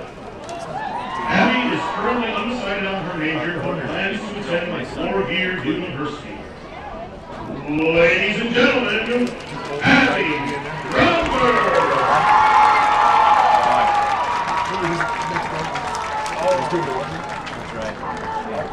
Next, we have Lydia Surma. Lydia is the daughter of Joe and Patty Surma. Lydia is a member of St. Edward's Parish. Lydia's activities include volleyball, basketball, soccer, track, softball, drama, speech, carols, NCYC, student government, and the senior leadership team. Lydia plans on attending a 4-year college and will be studying either event planning, interior design, or marketing. Ladies and gentlemen, Olivia Surma!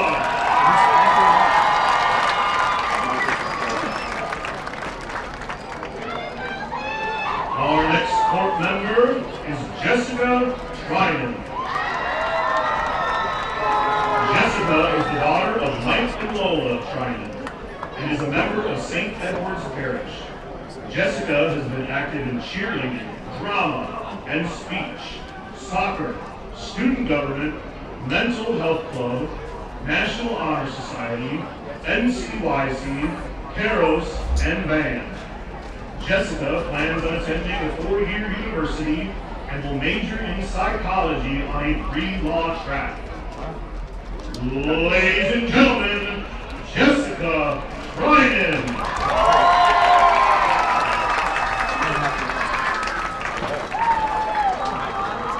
Our next member of the court is Jenna Funk.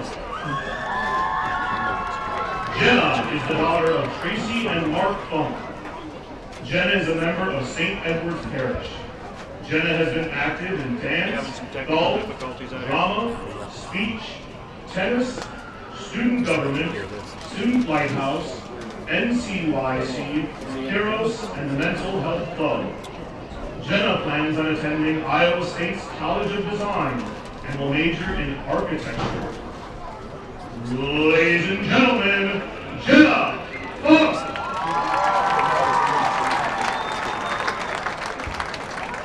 Our final member of the court is Madison Hellman. Madison is the daughter of Teresa and Kevin Hellman. Madison is a member of Sacred Heart Parish. While at Columbus, Madison has been active in cheerleading, Spanish, basketball, cross country, track, dance, senior leadership team, Keros, and NCYC. Madison will be majoring in psychology and minoring in business at the University of Iowa. Ladies and gentlemen, Madison Hellman.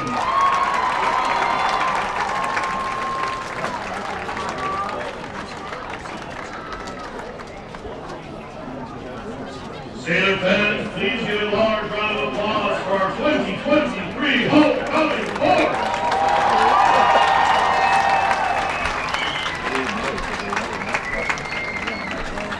It has been a long-standing tradition that last year's homecoming queen will crown her successor.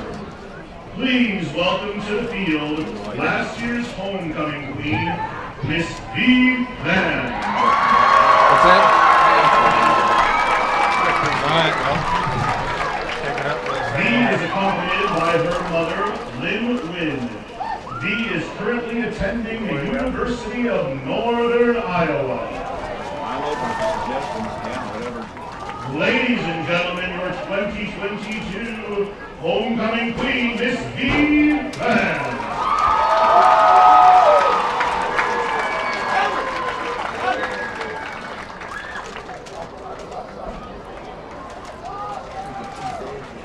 And now, the moment you've been waiting for, it is time to announce this year's homecoming queen. This year's queen is going to be presented with a bouquet of roses. This year's homecoming queen is going to be crowned at tomorrow's homecoming dance. This year's homecoming queen is going to reign for 1 year until next homecoming celebration. This year's homecoming queen is Abby Romberg.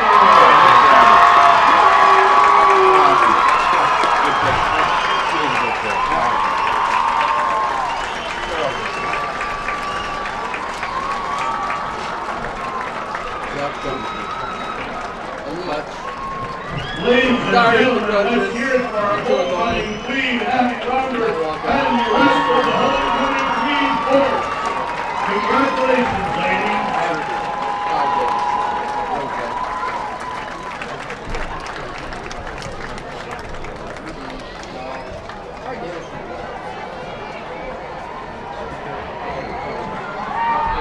Nobody knows what I can do with my knee.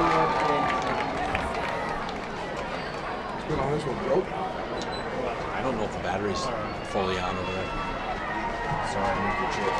No, you're fine.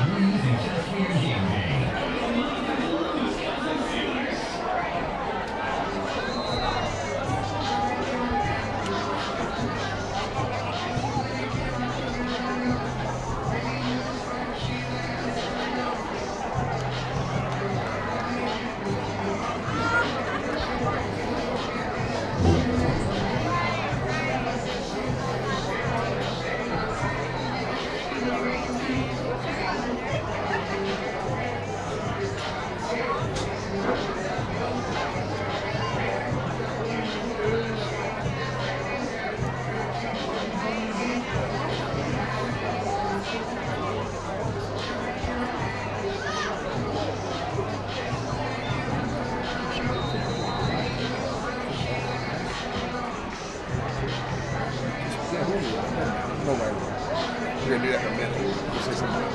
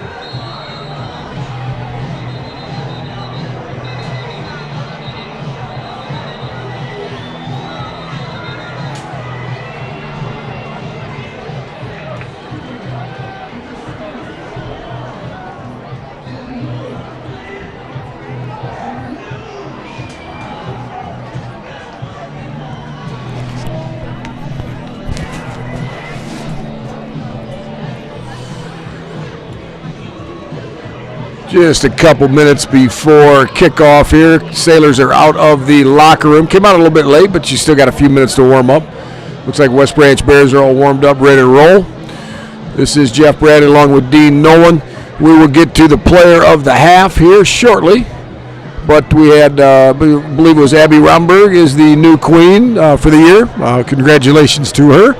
I think she gets officially crowned tomorrow at the dance. So very cool for her. And the entire school. So Sailors up 23-16 heading into the third quarter. Just a really exciting, fun game to watch as a fan perspective. Depending on who you're rooting for, there was plentiful chances to score for each team. There were mistakes by each team, but boy, there's high effort. There's some great plays. Expect more of the same, I think, in the third and fourth quarter. And is it going to come down to whoever gets the ball last wins? Sure might. So stick around and enjoy the game. Now we're going to talk to Dean Nolan. We're going to put all the pressure on him. He's going to say who the player of the first half was for the Waterloo Columbus Sailors. I've been thinking about this all half. Didn't even get to enjoy the homecoming queen here, kind of pull my hair out. Could easily go with Miles Gardner, who had a big first half, a lot of big catches.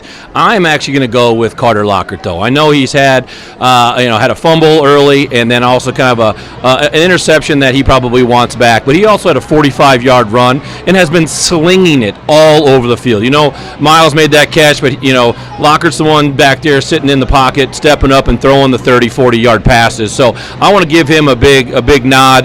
Like I said, need to clean up a little bit on their turnovers, but he is chucking it all over the field, and that's really what's got us in the lead here in the first half. All right, I concur. I think Lockhart had a great first half, as did Miles Gardner. I mean, I don't know if he made – it's hard to see because you're not watching him all the time, but if he made any mistakes, if he did anything, it was maybe something in coverage when West Branch was throwing it and slinging it so good. But he made some unbelievable catches, had some good runs, played a solid linebacker, so you could have given it to Miles Gardner. I think Lockhart's a good, solid choice. You can always recognize Mason Knipp because he's just a stalwart on the offensive and defensive line. And we will see now what happens in the third and fourth quarter, and then Dean obviously will have the added pressure of 2 more quarters and see if he's going to pick the same guy, which is just fine and dandy, or you can switch it up if somebody has a big half. So Columbus did receive the ball in the first half. They will be kicking here in the second half. Thomas Steele just waiting for the clock to get down to 0. The referee will hand him the ball. He'll tee it up on the 40, and he's going to let it fly. You've seen a couple different kickoffs from Thomas. He can do like the little pooch kick, that goes about 25, 30 yards real high, like a wedge shot in golf, to really put West Branch on their heels and then possibly give Columbus a chance of getting the ball in maybe a little scramble position. Or he can just downright drill it down to about the 5 or 10 yard line and then give West Branch a chance to return it. And here we go, start of the third quarter. Steele blasts this one. That's going to go right about to the goal line, about the 3 yard line. West Branch runner's got a lot of territory there. I think that was Connor Capper, but I want to make sure. No, it was not. That was that Joe Hammond, who has had some good little shining moments in this game, and he's going to obviously stay in the game and go to the far left split end here. Now look at West Branch really spreading Columbus out, 4 wideouts. Once again have Capper in the backfield and Dale. Looks like, I thought that was Capper. I don't know if that is Capper. They might. I think they went back to number 45, who we hadn't seen for a while with Marsh. It's almost like they're platooning that, like he played the first quarter and like now the third quarter.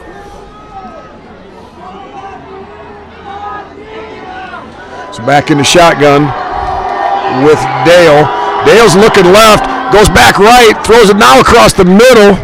Nice little pickup. Shea Farmer catches that ball. Be just a smidgen short of that first down. And now that the referee moves it even a little farther back, so it looks about third and probably a decent 2 yards. You're getting close to midfield, so if they don't get this here, there might be a question on what to do. But it does look like it does. Yeah, number 45. Yeah, it does look like they got the first down. It's going to be Marsh, another carry. So you got Marsh and Dale again. Dale in the shotgun. He's going deep. He's going to overthrow everybody. The closest guy to the ball was Columbus Sailor. But he aired that out. That ball went about 40, 45 yards in the air. I think Haggerty was on the defense there, and it was good coverage, very good coverage. So now 2nd and 10 for the Bears at their own 45-yard line. Let's hope we get a runner here and we get a stop. Looks like Mason Knipp's playing a little linebacker now, playing a little 3-4, trying to hit all those holes to see if they can stop him here. That's a good adjustment by probably his dad, the defensive coordinator. That ball came out. They're calling that down, but that looked like that might have came out. Maybe that knee was down. Obviously, like Dean had said earlier, we're a little bit farther away, and the referees are right there. And the near judge here called that down. So obviously that is going to be the call. Now it's 3rd and 7. And once again, we've said this 1,000 times tonight, another big play. Big third down. We got to get off the field here. Bringing somebody on late here to see if they can get the stop. Big third down here early in the third quarter. So 3rd down, 6 or 7 to go. Dale rolls out. He finds his receiver for a first down. Completion made, first down Bears. They do a nice little pitch and catch. Look at Logan Christoffel.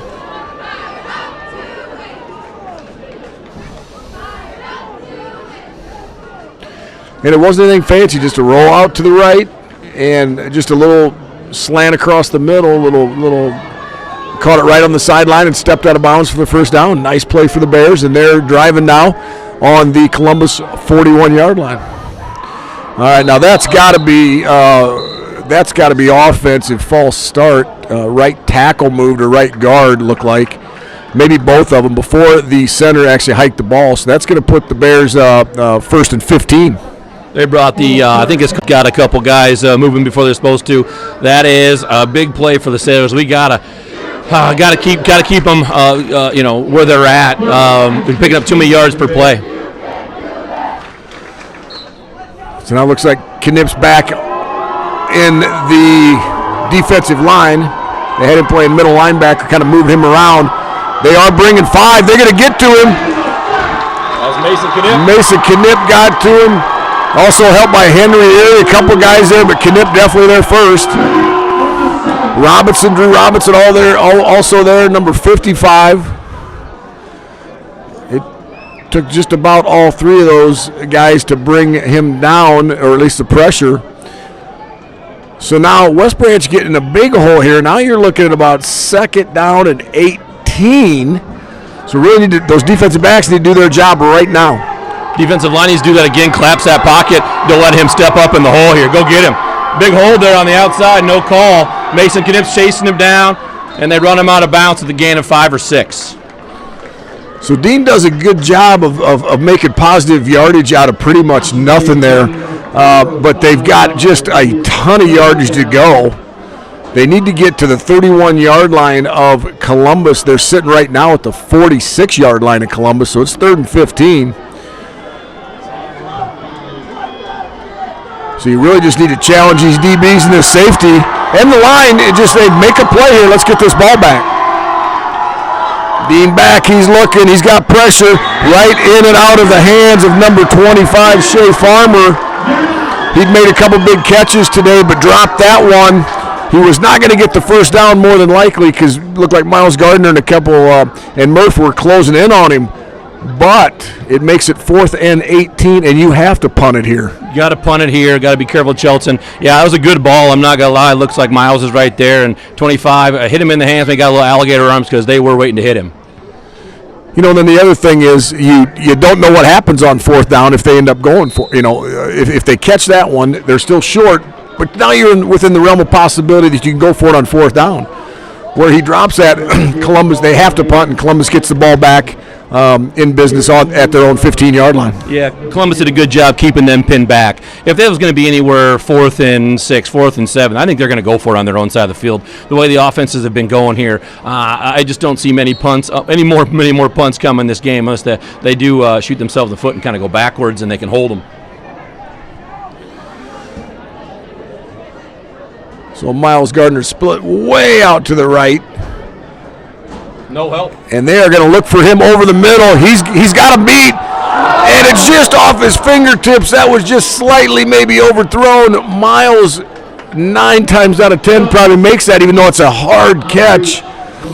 and then he's going to be down by contact anyway because he's going to have to dive for it. But he was wide open. If they hit him in stride, that's a touchdown. I agree. Unfortunately for poor Miles, we expect the catch out of there. Good ball. Maybe let him just touch along, lays out, hits him in the hands. I guarantee if you ask him right now, he said he should have caught that. But I really like the throw, really like the try. They're going to need to move some safety over on him to help because he is flying up the field. Yeah, he split way out to the right again. They're just going to hand it off to Chelsea, though. Chelsea's going to weave his way up the middle to very close to a first down. You can't even hardly see Chelsea behind those big linemen, and then all of a sudden he kind of bursts through and picks up 9 yards. Outstanding run by Chelsea to make it 3rd and 1, and then once again another big 3rd down play by one of these teams, and if Columbus can convert here, they can keep moving the chains. What a luxury to have in Chelton there. You don't go deep, miss it, and then you turn around, hit it to your back, and he picks up 8 or 9. What a nice thing to be able to turn the handball off to like that. So it looks like we're just going to have, quarterback sneak once again. Lockhart's going to get, you call it a quarterback sneak, but he ends up getting 4 or 5 yards. Puts his head down, just drives those big legs through the line, runs right behind Mason Knipp and Andrew Robinson. And that's a first down for the Sailors, sitting right at the 30-yard line.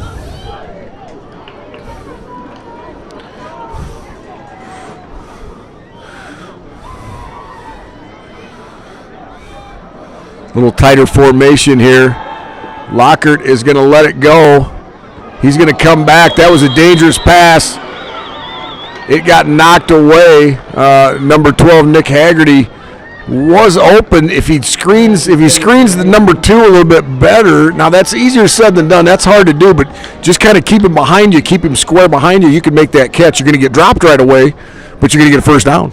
Well, then you also protect your quarterback. When you come back to the quarterback, yes, you do have to cut off that. You got to cut off that cornerback. Otherwise, that cornerback's going to put his foot in the ground, running with you, and he can cut you inside. So when you come back to the quarterback, you got to step in front of that defensive back. To make the catch, you'll go down, but you also got to protect your quarterback from a silly interception that shouldn't happen. Well, you got Miles Gardner all the way out to the right here, just in single coverage. They're going to throw it to him. He's going to weave his way up the field. He's going to get a first down and more. You can see that coming a mile away. In fact, I don't understand how they've got almost double coverage on the other side with guys that haven't killed him tonight at all. They're going single with Miles, and the guy's 6'4" and can jump out of the sky. It makes no sense to me. Where you can't shade over at least your safety over there for some help. Yeah, that's a great play. It's not like it happens that fast either. It took a little while to go. He gets the ball in his hands, makes a guy miss, and his straight line speed just up the field and maybe a little bigger and faster. But just a great play. Run that a couple times tonight with good success. You're asking Cameron Gingrich to do a whole ton. He's given up probably about 6 or 7 or 8 inches. As I say that, Columbus will have a negative play here and lose 3 or 4 yards to make it 2nd and 14 after that big gain. Lockhart looking over to Coach Schmidt. Nick Schmidt's yelling out the play to him. Yeah, I don't know what that one was, Jeff. That looked like they brought a lot of pressure. And yeah.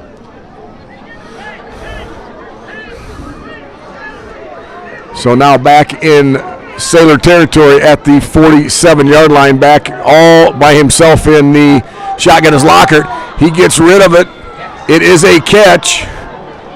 Oh, and West Branch guy kind of spikes the Columbus guy. I don't think Steele's happy at all about that, and he shouldn't be.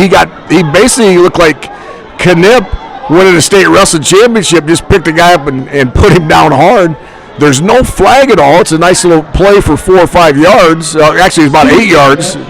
But, boy, you could have easily called unnecessary roughness on that. That's got to be called in the high school game. He picks him up, goes completely horizontal, then slams him in the ground. The referee's right there. You need to protect, and that's both players, both sides. You need to protect these kids, and that needs to be flagged. And we have well, it's either it's the second time. Now I think that's an equipment issue because, now you can see that strap on Thomas Steele's pads is Because coming. he got body slammed. You know, you get body slammed, your pads come undone. So, of course, they make him come out of the game. Basketball coach Drew Robinson is helping him get all gussied up down there and get him fixed up. Oh, he just got crushed, Lockhart did, by 3 defensive linemen. I don't know if it was that good a rush or it was almost like a screen pass, but then they went deep. It was like they didn't hold anybody out there, threw it down, and obviously Lockhart overthrew the intended target, Miles Gardner, but you couldn't hardly not to. Had to throw off his back foot. Oh, it looks like West Branch found something there. They're bringing the house on everything like that, and it's not giving Lockhart enough time to throw those deep routes. So instead of being able to defend those deep routes, they're just bringing the house. We'll have to adjust to that and maybe hit some quick ones and beat them as they're bringing everybody. So Steele shanks a punt, actually going to go hit the ground and then go backwards.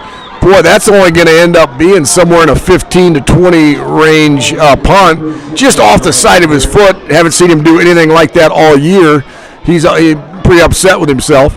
But that's football. You're not going to kick 45-yard punts every punt. Went off the side of his foot, but West Branch going to capitalize, get the ball back on the 36-yard line of the Bears. 2 stops by both defenses. Looks something a little different than the first half here. Looks like they made some changes and are going to play some defense this half. So Bears back in shotgun again. Dale, just a straight handoff. Now it's back. It looks to Capper again. Capper back running the ball. Capper, the first down carry, just over the 50-yard line. And once again, not in I wouldn't say a hurry-up offense, but they are not huddling at all, so it's a no-huddle for sure. Right back to Capper. Now this time he's going to get drugged down by Mason Knipp for a real short gain of half a yard. There's our leader again. Like we talked about, player of the half and things like that. He does get overlooked, but he does everything. Anytime we've had a stop, it usually starts with Mason Knipp dropping somebody for a loss or no gain, and makes them change their play call or their playbook. So just another big play by number 65.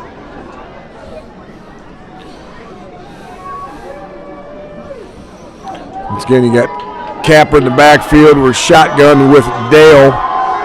Almost exclusive. Going to run a little bit of an option. Dale's going to keep it. He turns upfield. He's going to get a first down and more. He's still churning those legs. Nice run by Dale. Picks up about 17 yards. Slices and dices through Columbus defense for a Bear first down. And once again, they are right up on the line of scrimmage running their next play. So they're not going to get cheated running offensive plays. They're going to get a ton of them in there. Little swing pass to Capper. He loses his footing, or he would have had a few more yards. As it stands, it's just a short gain of a couple. Looks like one of the linemen for West Branch went down, and I don't know if that was who he was going against, but it was Max Lodge. Looked like he got shaken up a little bit, but not near enough to take him out of the game.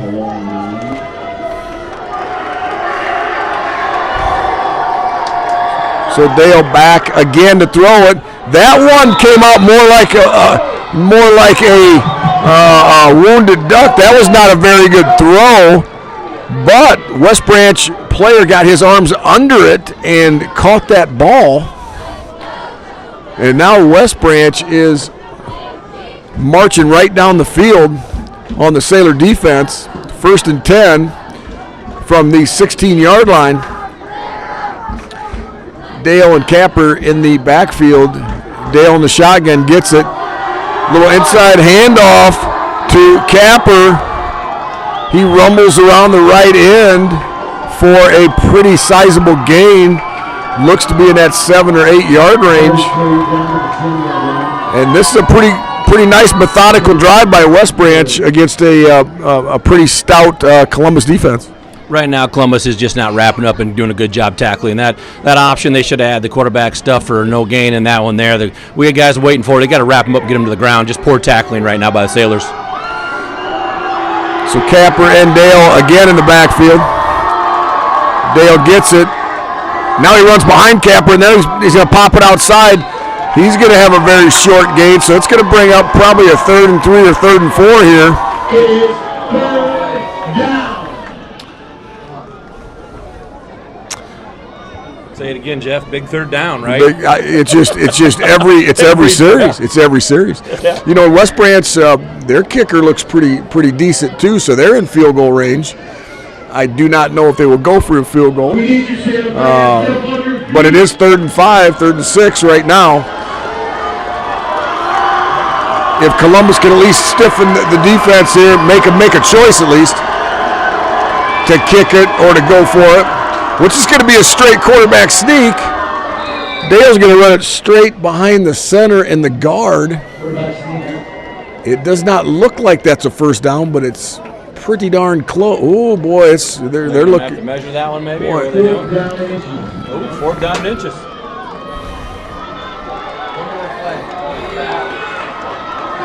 Yeah, so they've got about 4th and a foot. Dale's going to go straight ahead again and get the first down. Real good push by the offensive line for West Branch behind that Michael Montgomery, that big sophomore. That kid's a player. They're going to huddle up for the first time all game. So now we've got first down and goal right at the 4.5, 5 yard line.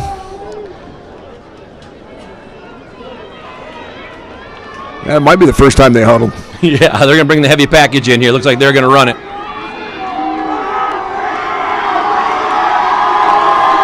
Oh, that's a loss. Ran it right up the middle. That looked like Carter Selliger. And Mason Knipp.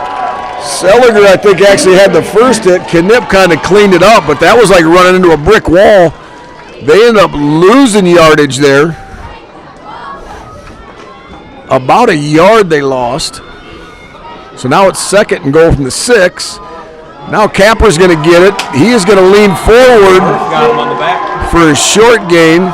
Murfeld comes around the corner to get him. And that was a very short gain of maybe got back to the original line of scrimmage when they started right inside the 5. So now you're at third and goal from the 5.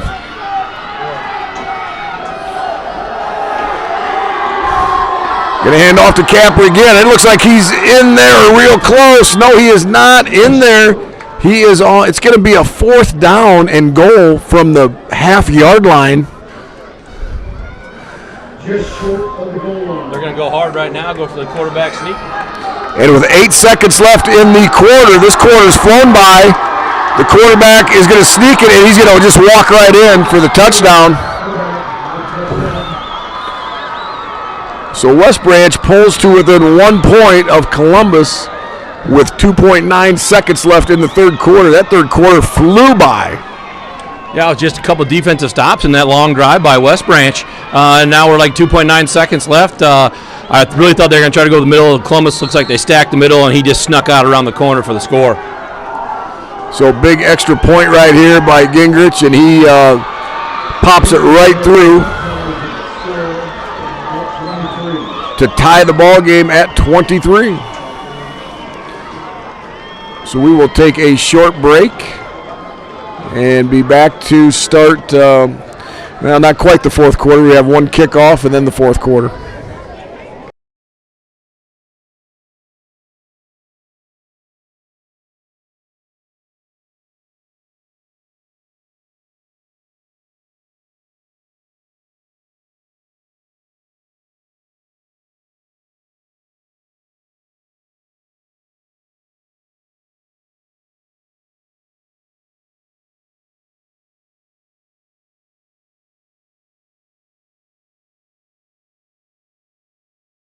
Twenty-three.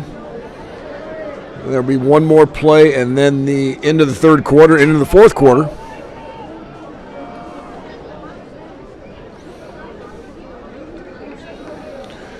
You know, you look back at that 3rd quarter, just a couple passes off the fingertips of a couple guys, or maybe Columbus is enjoying a 14-point lead. But all credit in the world to West Branch Bears, who have fought tooth and nail to the 4th-ranked team in the state. Boy, that's a beautiful kick by Gingrich. Chelson catches it fairly at the 7, cuts up the field, and will get tackled right at the 24-yard line. So you heard the horn. That is the end of the quarter. Now we'll take a short break and be back to call the 4th quarter.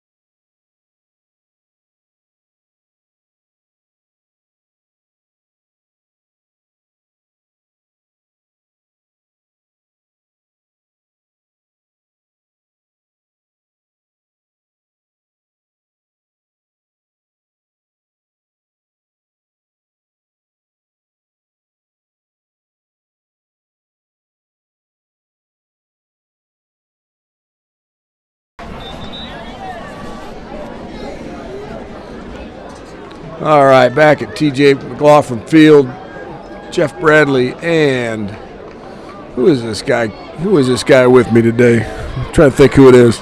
It's Dean Nolan coming out here. Coach Nolan. Coach Nolan's son almost had a great fumble recovery early in the game. But now we're back to the 4th quarter here, where it's just a straight handoff, looks like, to Chelson. Boy, Chelson didn't get a heck of a lot there. In fact, they're going to give him about a yard on that carry, half a yard. I think we need to go back to that short passing game, Jeff. We can't. They're going to bring double gap pressure when we go deep. Just go to that short stuff that was working with Murph and Miles when they're taking the yards after the catch. Let's go take the easy ones and not make it so hard on ourselves here. That's what I hope they do. It's a good run by Chelson, but we need to take our athletes, just give them the ball quick and get the ball in their hands so they can make plays after the catch. So Lockhart in the shotgun again. He's going to drop back and pass. And it is a catch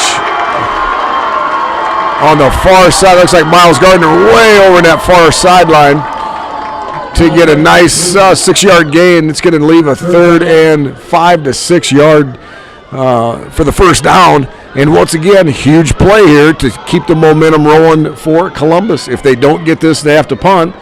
Then obviously momentum 100% on the West Branch side.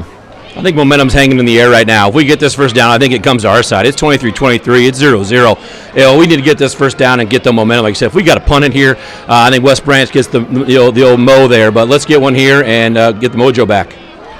So Lockhart to Chelsea. Chelsea explodes through that hole. What a good run. That looked like extra special Chelsea. He exploded through that thing like a guy in a mission for that first down. About a 9-yard pickup. Obviously, they get the first down, keep the drive going right at the Columbus 40-yard line. That was huge. What a huge call, man. I didn't know if he had he was going to call that run or not, man. What a good call. Way to block it up offensive line. And Chelson hit that hole like lightning and got that first down. That's a huge play here. Now he's got to keep the ball driving. So now Lockhart all by himself in the shotgun. 5 receivers. That's a pretty good little just underneath pass to look like Miles Gardner, and there's a flag down. Depending on what they're going to call there, it's either going to negate that catch or add to it. And it is going to negate that catch, a little push by, I think, a different receiver. I think it was a little bump, a little screen is what it looked like to me. Yeah, they were running the wide receiver screen. I think you thinking they're blocking too early. But Miles comes right off that. It's high school football. If you're going to call that ticky-tack stuff, then it's not the pros. You could probably call holding everything out here. But it looked like he came around and the block was there. The ball was actually right on time. I don't like that call at all. It looks like that was called on the other side there too. Might have got a little bug in his ear on that one. I don't like that call. And that is costly. Now it is 1st and 25 for the Columbus Sailors. They got their work cut out for them now on this drive. They're going to run a little screen pass to Chelsea. Chelsea's going to get a good chunk of that back. He's going to get 7 or 8 yards, which you're going to have to do that 2 more times to get a first down. Still a long way to go. Just one play right there can make the difference in this quarter. Yeah, I'd hit that same screen pass in there, so I'd give Chelsea another chance. And then they haven't shown that they can really cover us deep. If our front guys can block it up, Locker can throw it, and we can go get it. So maybe we just max protect and throw one up top to Miles or Murph. They haven't shown that they can hang with our outsides yet. Got Steele to the far left here. 4 receivers, Locker back to throw. He lets it go. He's going to have to. Oh, that's a great catch. Boy, number 5, Zach Capper tipped it. Looked like he might have a play on it to intercept it, Capper, but he just tips it. Great concentration by Mr. Thomas Steele. It gets tipped right in front of him. As he's falling down, he catches the ball, and that's a huge gain, and it makes it reasonable that you can get this first down. It's 3rd down and about 6 yards to go. That was Murph, number 6, who had that catch there. But another big chunk play, Jeff. We were just way behind the chains, and that's 2 big plays right there. This would be huge if we pick up this first down. That's going to be a big burst of their bubble if they give up this 3rd down, but we can get it right here. So Locker is shotgun. Chelsea, they might have got him to jump off sides. I don't think that's going to be a first down, but what it will do is make it a 3rd and about a 1 yard to go for the Sailors. Just a huge mental lapse for the Bears. Jumping off sides there. Nice job by the Carter Locker with that hard count. And that is going to be, oh boy, that is right up to that yard line. So it's about a half a yard to go for a first down. In fact, that's how bad my eyes are. That is a first down. So you were 1st and 25 about a minute ago. You had a good little screen play. You had maybe a little bit of a lucky play where, it should have got knocked down and we caught it, and then an offsides, and now you're cooking right at half midfield at the 50. Sailors first down. Well, inside handoff to Chelsea. He starts going down the field and then just gets gang tackled by about 3 or 4 Bears and pushed back. So just a short gain of 2 yards. Well, we just show we can get as many yards as we need to there. Kudos to the offensive line getting that encroachment call. Not a single one of those guys moved. He was threatening to come across. Big time play there, got the first down. I still like running Shelton. I know he didn't get a ton there, but he's also it might get blocked up. But this next one he could go to the house. He's a big hitter. So Sailors out of the huddle. You got Steele, you got Miles, Gardner split out. You've got Chelsea in the background. Here comes Miles, fakes it to him. No, he does not fake it to him, gives it to him, and he gets thrown for a loss. Gardner comes across in motion. They hand it off to him. Did not fool West Branch at all. And they throw Columbus for about a 4-yard loss there. So now it's 3rd down and 13. Yeah, I don't know what that play was. That's I like his speed, but that's to the short side of the field. If you're going to do that one, give him more room to run that one. That one's kind of it wasn't good from the start. So now Sailors back up over the ball. Lockard in the shotgun again. Chelsea right next to him. Lockhardt's going to throw it. He's going to air it out. Got number 4's open. Eddie has it in his hands. Thomas Steele, and as he hits the ground, it pops out for an incomplete pass. And just another play where Columbus just barely misses a catch. And hopefully this does not come back to haunt them, but it's going to be 4th and 13, and they're going to have to punt the ball. What a possession. What a seesaw, back and forth, penalties. Then we do well, and then we give it away. That was just a really weird possession there. Hopefully we can kick it, knock them back, and then get the ball back and get some momentum. But that was just a weird possession the whole time. So Steele gets a good kick there. It is fielded right at the 10-yard line. And then Columbus does a good job of coverage and drops the West Branch runner right at the 18-yard line. And then we've got Henry Erie. Looks like he's cramping up a little bit. Trainer's out there right away trying to stretch out that, looks like that calf. So that's going to be a little bit of a lull in the action. And these guys are going max effort, both teams. It's still a warmish night. They just have to be pounding that water, pounding that Gatorade, make sure that you can try to ward off those cramps as much as you can.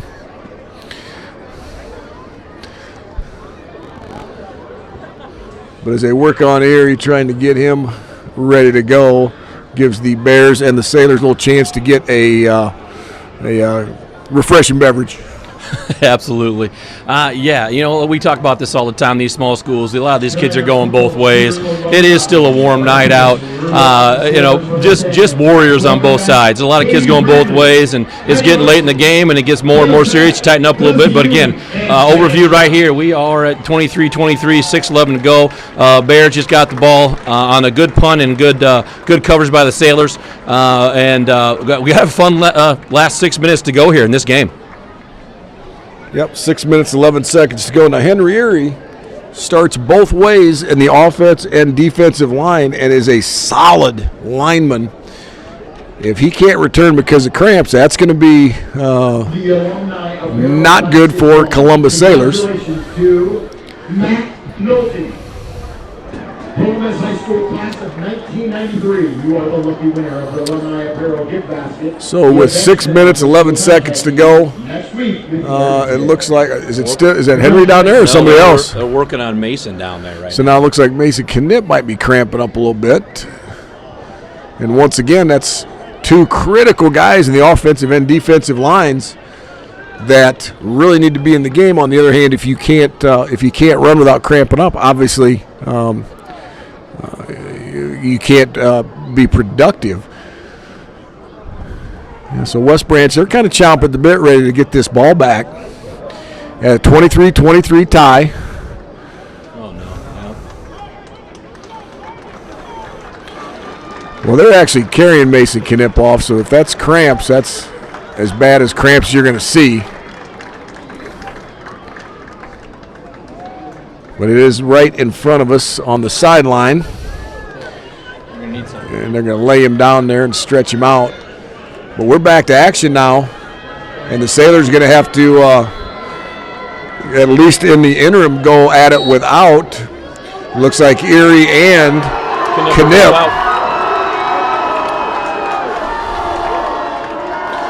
So West Branch gets the ball. They're just going to run it to Capper, it looks like. And he's going to get a nice gain of 5 yards. And once again, that was not Capper. They're back to the other running back, which is at Aaron Marsh. And he's getting some good yardage, some good gains. So now it looks like Erie's coming back in, number 50. First down, Bears. As the West Branch Bears get a first down in 2 plays there. Took advantage of those 2 interior linemen being out of the game.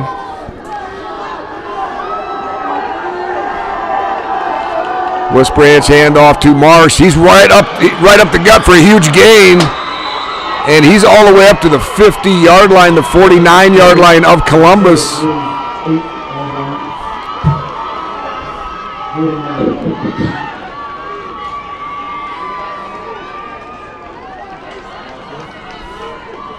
And they clearly have the momentum going right now and have Columbus back on their heels.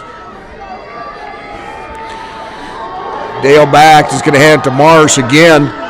Marsh slices up, gets about a 6-yard gain. And I don't know why you would do anything different, about a 5-yard gain, but why would you do anything different if you're getting 5 yards of crack? Yeah, without Mason in there, they're kind of running where they want to. The boys are trying. It's just we gotta get a fumble, or we gotta do something to stop this momentum here. False start will help. Yeah, Columbus gets a little bit of a break there, right tackle. jumps the gun for West Branch. That's going to cost him 5 yards. That's going to move it back, be about a 2nd and 10. 4:50 left in the ball game, or at least in regulation. We are tied at 23.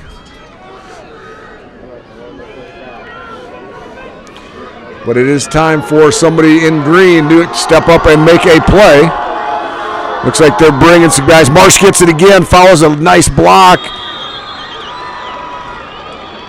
Gets drugged down by Chelson and Miles Gardner, but it's about a 6-yard gain, so now it's a 3rd and 4, and they are in Columbus territory with the momentum. I would guess they're in 4-down territory, Dean. Yeah, they're going to keep running the ball until we show we can stop it right now. So just another handoff to Marsh. He's going to be a little bit short, maybe about a yard short. It's going to be 4th and 1. It's time for someone to make a big play. They've quarterback sneaked a couple times in 4th down. They've also given it to their running back. Marsh has got it. Camper's got it.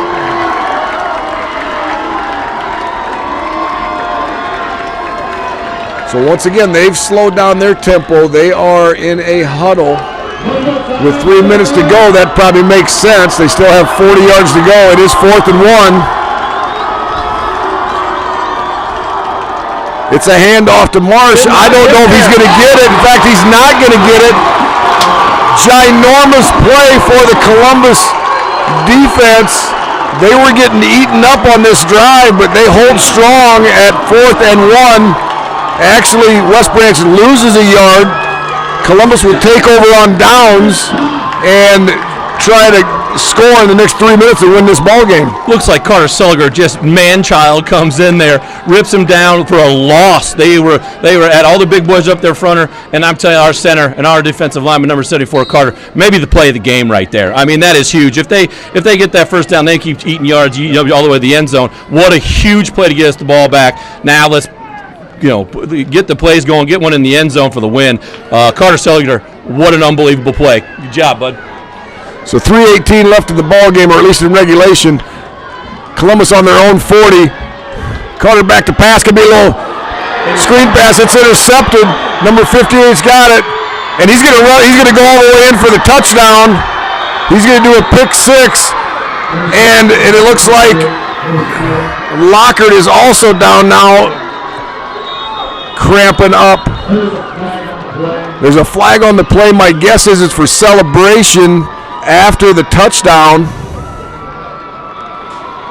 But that screen pass was blown up, and Lockhart threw the ball. West Branch lineman made a good play on it, avoided getting tackled by 2 different guys, and then took it to the house. Now, this penalty could be big on the extra point part of it, because there's still 3 minutes left. Sailor's down by 6 now, but this is going to move this extra point back a few extra yards. Yeah, tough play. They're trying to set that screen up, I think, to Chelson, and the defender just snuck underneath it and took it away and went to the house there. Like I said, that this unsportsmanlike celebration could be a big key if he misses this, and we still have 3:05 and all of our timeouts left. So not the game over, not the end of the world here, but we gotta hope, see if he makes it and get on the march and stop the mistakes. Too many mistakes. Sailors have kind of hurt themselves today with several. Yeah, so it looks like quarterback Carter Lockhart still down, getting stretched out. He's cramping up a little bit. Looks like Knipp now, Mason Knipp, is up moving around the sidelines. A little bit gingerly, but I'm thinking he's probably coming in the game. And then, there's no other way to look at this game now. I mean, somebody's got to make some huge plays here in the last 3 minutes, and then you're either going to go in overtime or you're going to win the game. But somebody's got to make a play. West Branch just made a play. See if Columbus can make a play.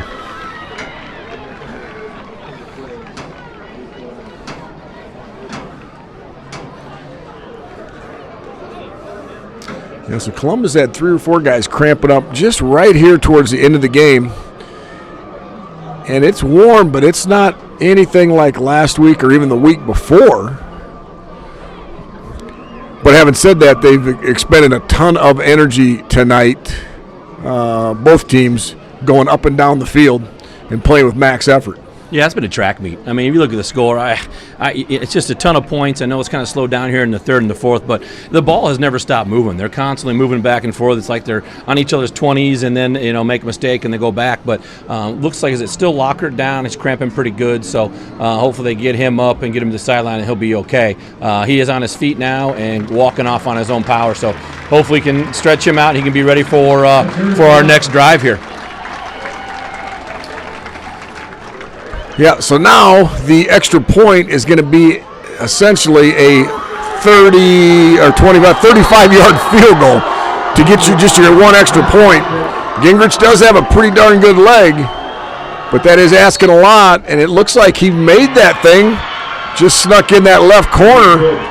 He's got a good leg. That was going to be good from another 10 yards. So the Bears now up 30-23. And showed great perseverance in this game. And now are enjoying a 7-point lead with just 3:05 left in the ballgame.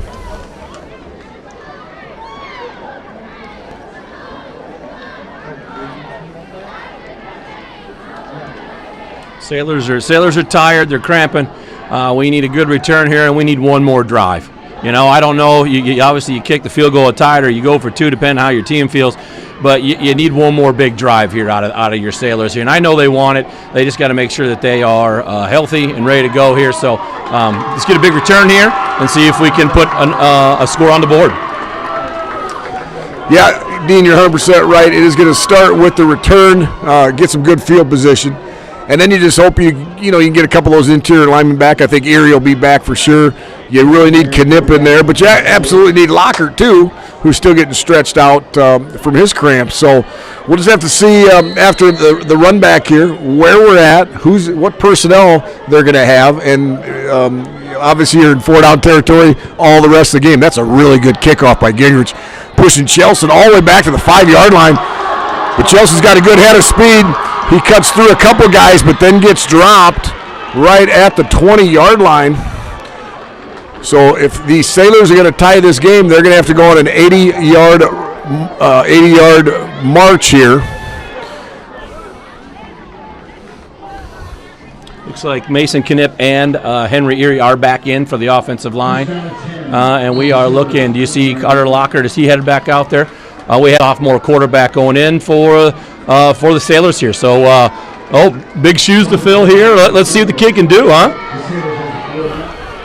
So Robinson, first snap of the game. He played a little bit against Beckman and a little bit last week.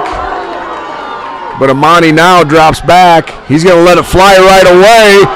He's going to go to number 1, and that is Miles Gardner. Overthrew him a little bit. Good coverage by West Branch. So that's going to bring up 2nd and 10, but they were not fooling around. They were going for the whole biscuit right there. Well, I think they're trying to catch him off guard. You bring in a sophomore quarterback thinking they're going to hand it off. And Amani does have a very, very good arm. Just overthrew him a little bit there. I kind of like it because you're thinking West Branch is thinking, hey, sophomore, new quarterback, they're going to run the ball. Aired it out just a little too strong. So now under 3 minutes in the ball game. 2:53 left. Sailors break huddle. Starting quarterback Carter Lockhart out right now. Monty Robinson in. He gets it out of the shotgun position, wings it, and that's a nice first down and very good catch by Miles Gardner. Gets a first down. They move the chains. They bring in the young kid, number 13, Robinson, slinging it. First 2 plays, we're throwing a 40-yard bomb and then a 10-yard slant or comeback, and that was right on the money. So they must have faith in this kid because they are just let him do whatever he wants out there. Yeah, he's a good athlete. He started, starting point guard, I think, as a freshman last year on the basketball team, or at least started some of those games. So he's been in varsity competition. Now he's dropped back again. Now he puts a lot of air under that one. That's going to get picked off. just a little bit underthrown. Was going to Merrifield. I don't think Merrifield saw that defensive back kind of sneaking in there. It was just a smidge underthrown. If that's just got a little bit more air under it, I think Murph comes down with that with a size advantage. But now with 2:18 left in the game, Sailors' backs are up against the wall, down 30-23.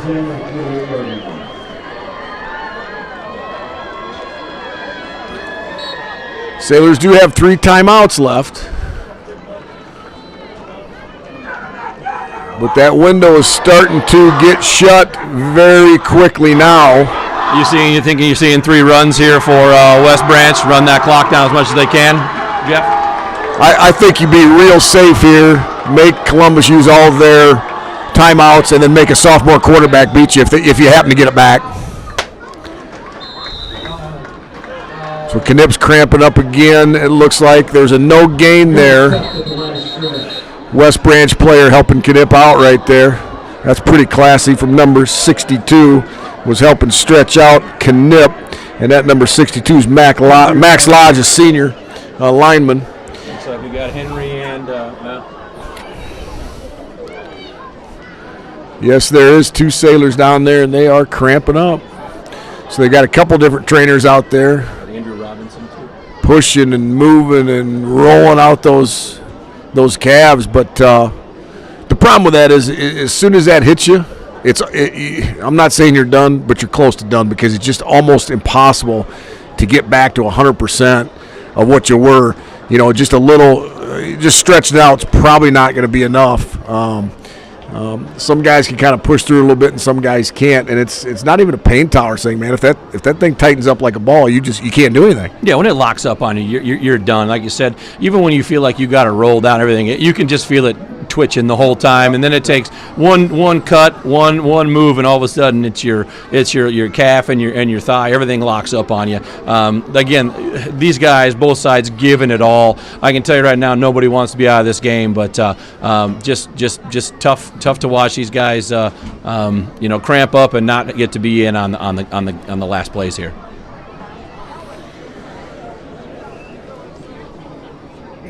So trainers from Columbus still working on an athlete here, trying to get him all stretched out.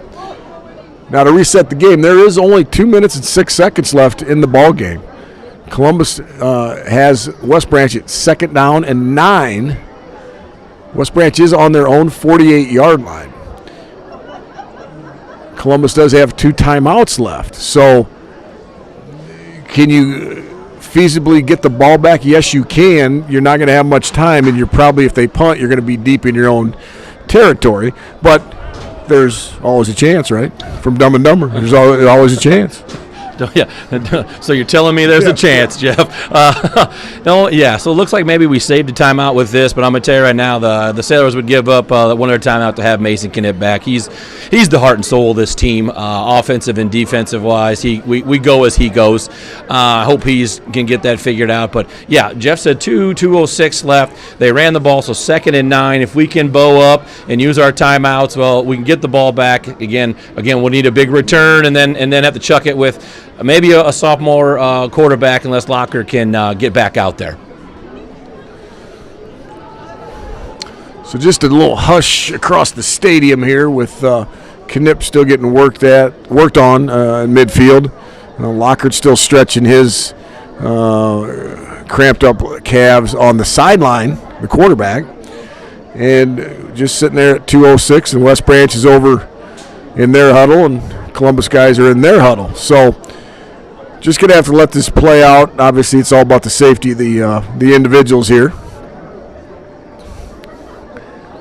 But if you've had cramps, you know how painful they are, and they are, boy, especially when you get it in your calf or your hamstring, just awful pain. And you're right, you could feel it twitching and when it's going to tighten back up again, and just not much you can do about it. Yeah, let's give West Branch some credit here. They've played a really, really good game. Really good athletes. Quarterback has played extremely well, thrown some really good balls. Kicker's done a good job, putting all that in there. That running back's been tough, been good on defense. They just, got that one more extra play again. just feels like the Sailors have had chances and just kind of shoot themselves in the foot of their penalty or a turnover. I don't know, Jeff, how many turnovers we have today? We at 3 right now? Yeah, and then I think to top that off, you're talking 2 or 3 passes just on the fingertips. A couple real bad turnovers. But, I mean, that's football. There's going to be mistakes made. What I would say is you won the first half. You were up 23, I think it was 16 going into halftime. You have not scored in the second half. When it was 23-16, they've scored twice. So we won the first half by a little bit. They've kind of dominated the second half, to be honest with you. We've had our chances, but they put up the points. Oh, you're exactly right. So they actually, it was like the third quarter was very defensive. A lot of defensive plays, not a ton of offense. But you said they've scored twice, and you make a great point. If that ball is not off of Miles's fingertips, it could be a totally different game. But it wasn't, and we had other chances there, and just again to turnovers. I think you look at that, the effort's there, the play calling's been good. It's just the turnovers have been the deciding factor, especially that pick six. That was a tough one there. Now some of the situation is with 2:06 left, you're assuming West Branch going to run the ball. You're going to need to rip that ball out. Now that's a lot easier said than done too. You can't be so concerned about getting the fumble that you let him get a first down here, because then the game is over. But if one guy starts to wrap him up, that next guy needs to come in. He needs to be ripping that ball. And hopefully the defensive coordinator, Dan Knipp, has told the team that. So now we've got 2 different linemen, and I don't know, I can't see if Erie came back in or not. I know Mason Knipp's not back in there. Mason's not in there, and then they just made Amani come out, or Andrew Robinson come out for one play, I think. Yeah, so they got a couple starters out of the offensive line right now. So linebacker, somebody's going to have to step up, make a play here. West Branch now in a tighter formation. Whole bunch of guys on the line of scrimmage for Columbus. And they stop him quickly for a loss, or at least for a no gain, and they're going to call timeout right away, obviously. That's number 60, Thomas Faraday, and Carter Sulliger again. Thomas Faraday gets in the ball game, spells a little relief for Knipp, and makes a big play. Nice job, Faraday. 30-23 still. 7-point lead for the Bears. Exactly 2 minutes left in the game. Now it's 3rd and 9.5 yards. You can see the Bears are probably not going to do anything too risky, and why would they? They've got a 7-point lead. They got the ball at midfield. If they need to punt, they can punt the ball and pin Columbus back. So it's going to come down pretty much to this 3rd down play here.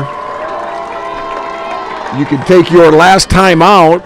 You're only going to probably run off 8 to 10 seconds, and then you're going to get your ball, but you will get the ball back. Do you think they'd throw it here at all, Jeff? You know what I mean? Take a chance on some younger guys out there right now, or do you just?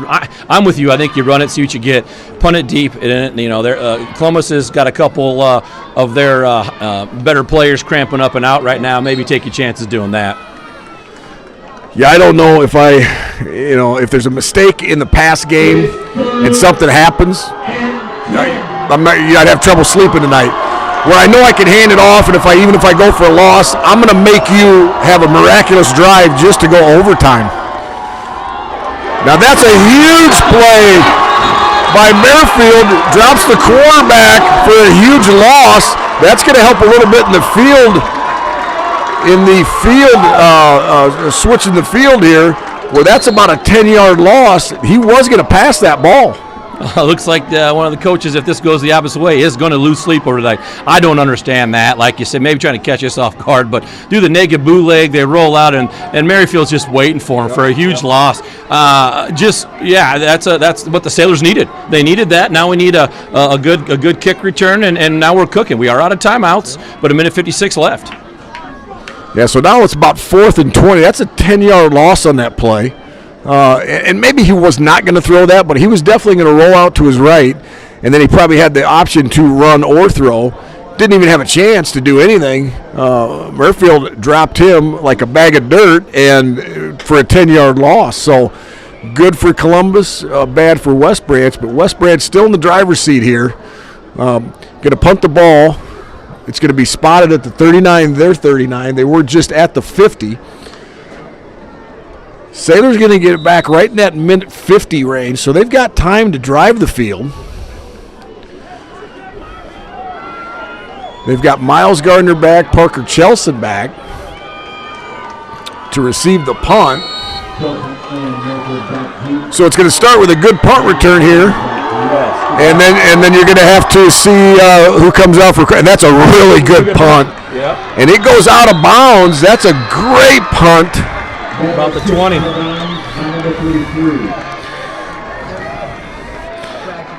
That was number 33, the punter, and that was unbelievable at Nolan Staker. Just a sophomore punter.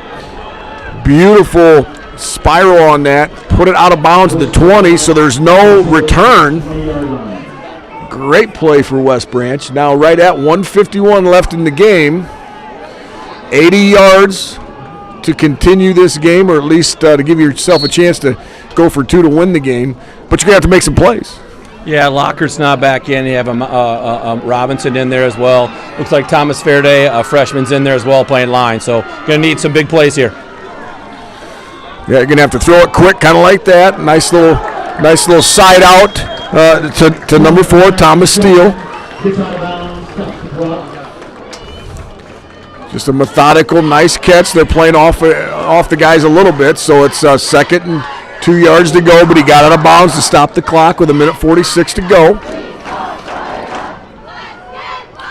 I mean, really the key would be to try to get downfield and at least give yourself a shot here with, 20, 30 seconds left, maybe if you have a couple plays to the end zone. Of course, you're a long ways from the end zone right now, about 70 yards away, but that is the goal in the next minute and 40 seconds. Another little side out, but that goes right in the ground, and it's going to be an incomplete pass. It does stop the clock. Now it's 3rd and 2.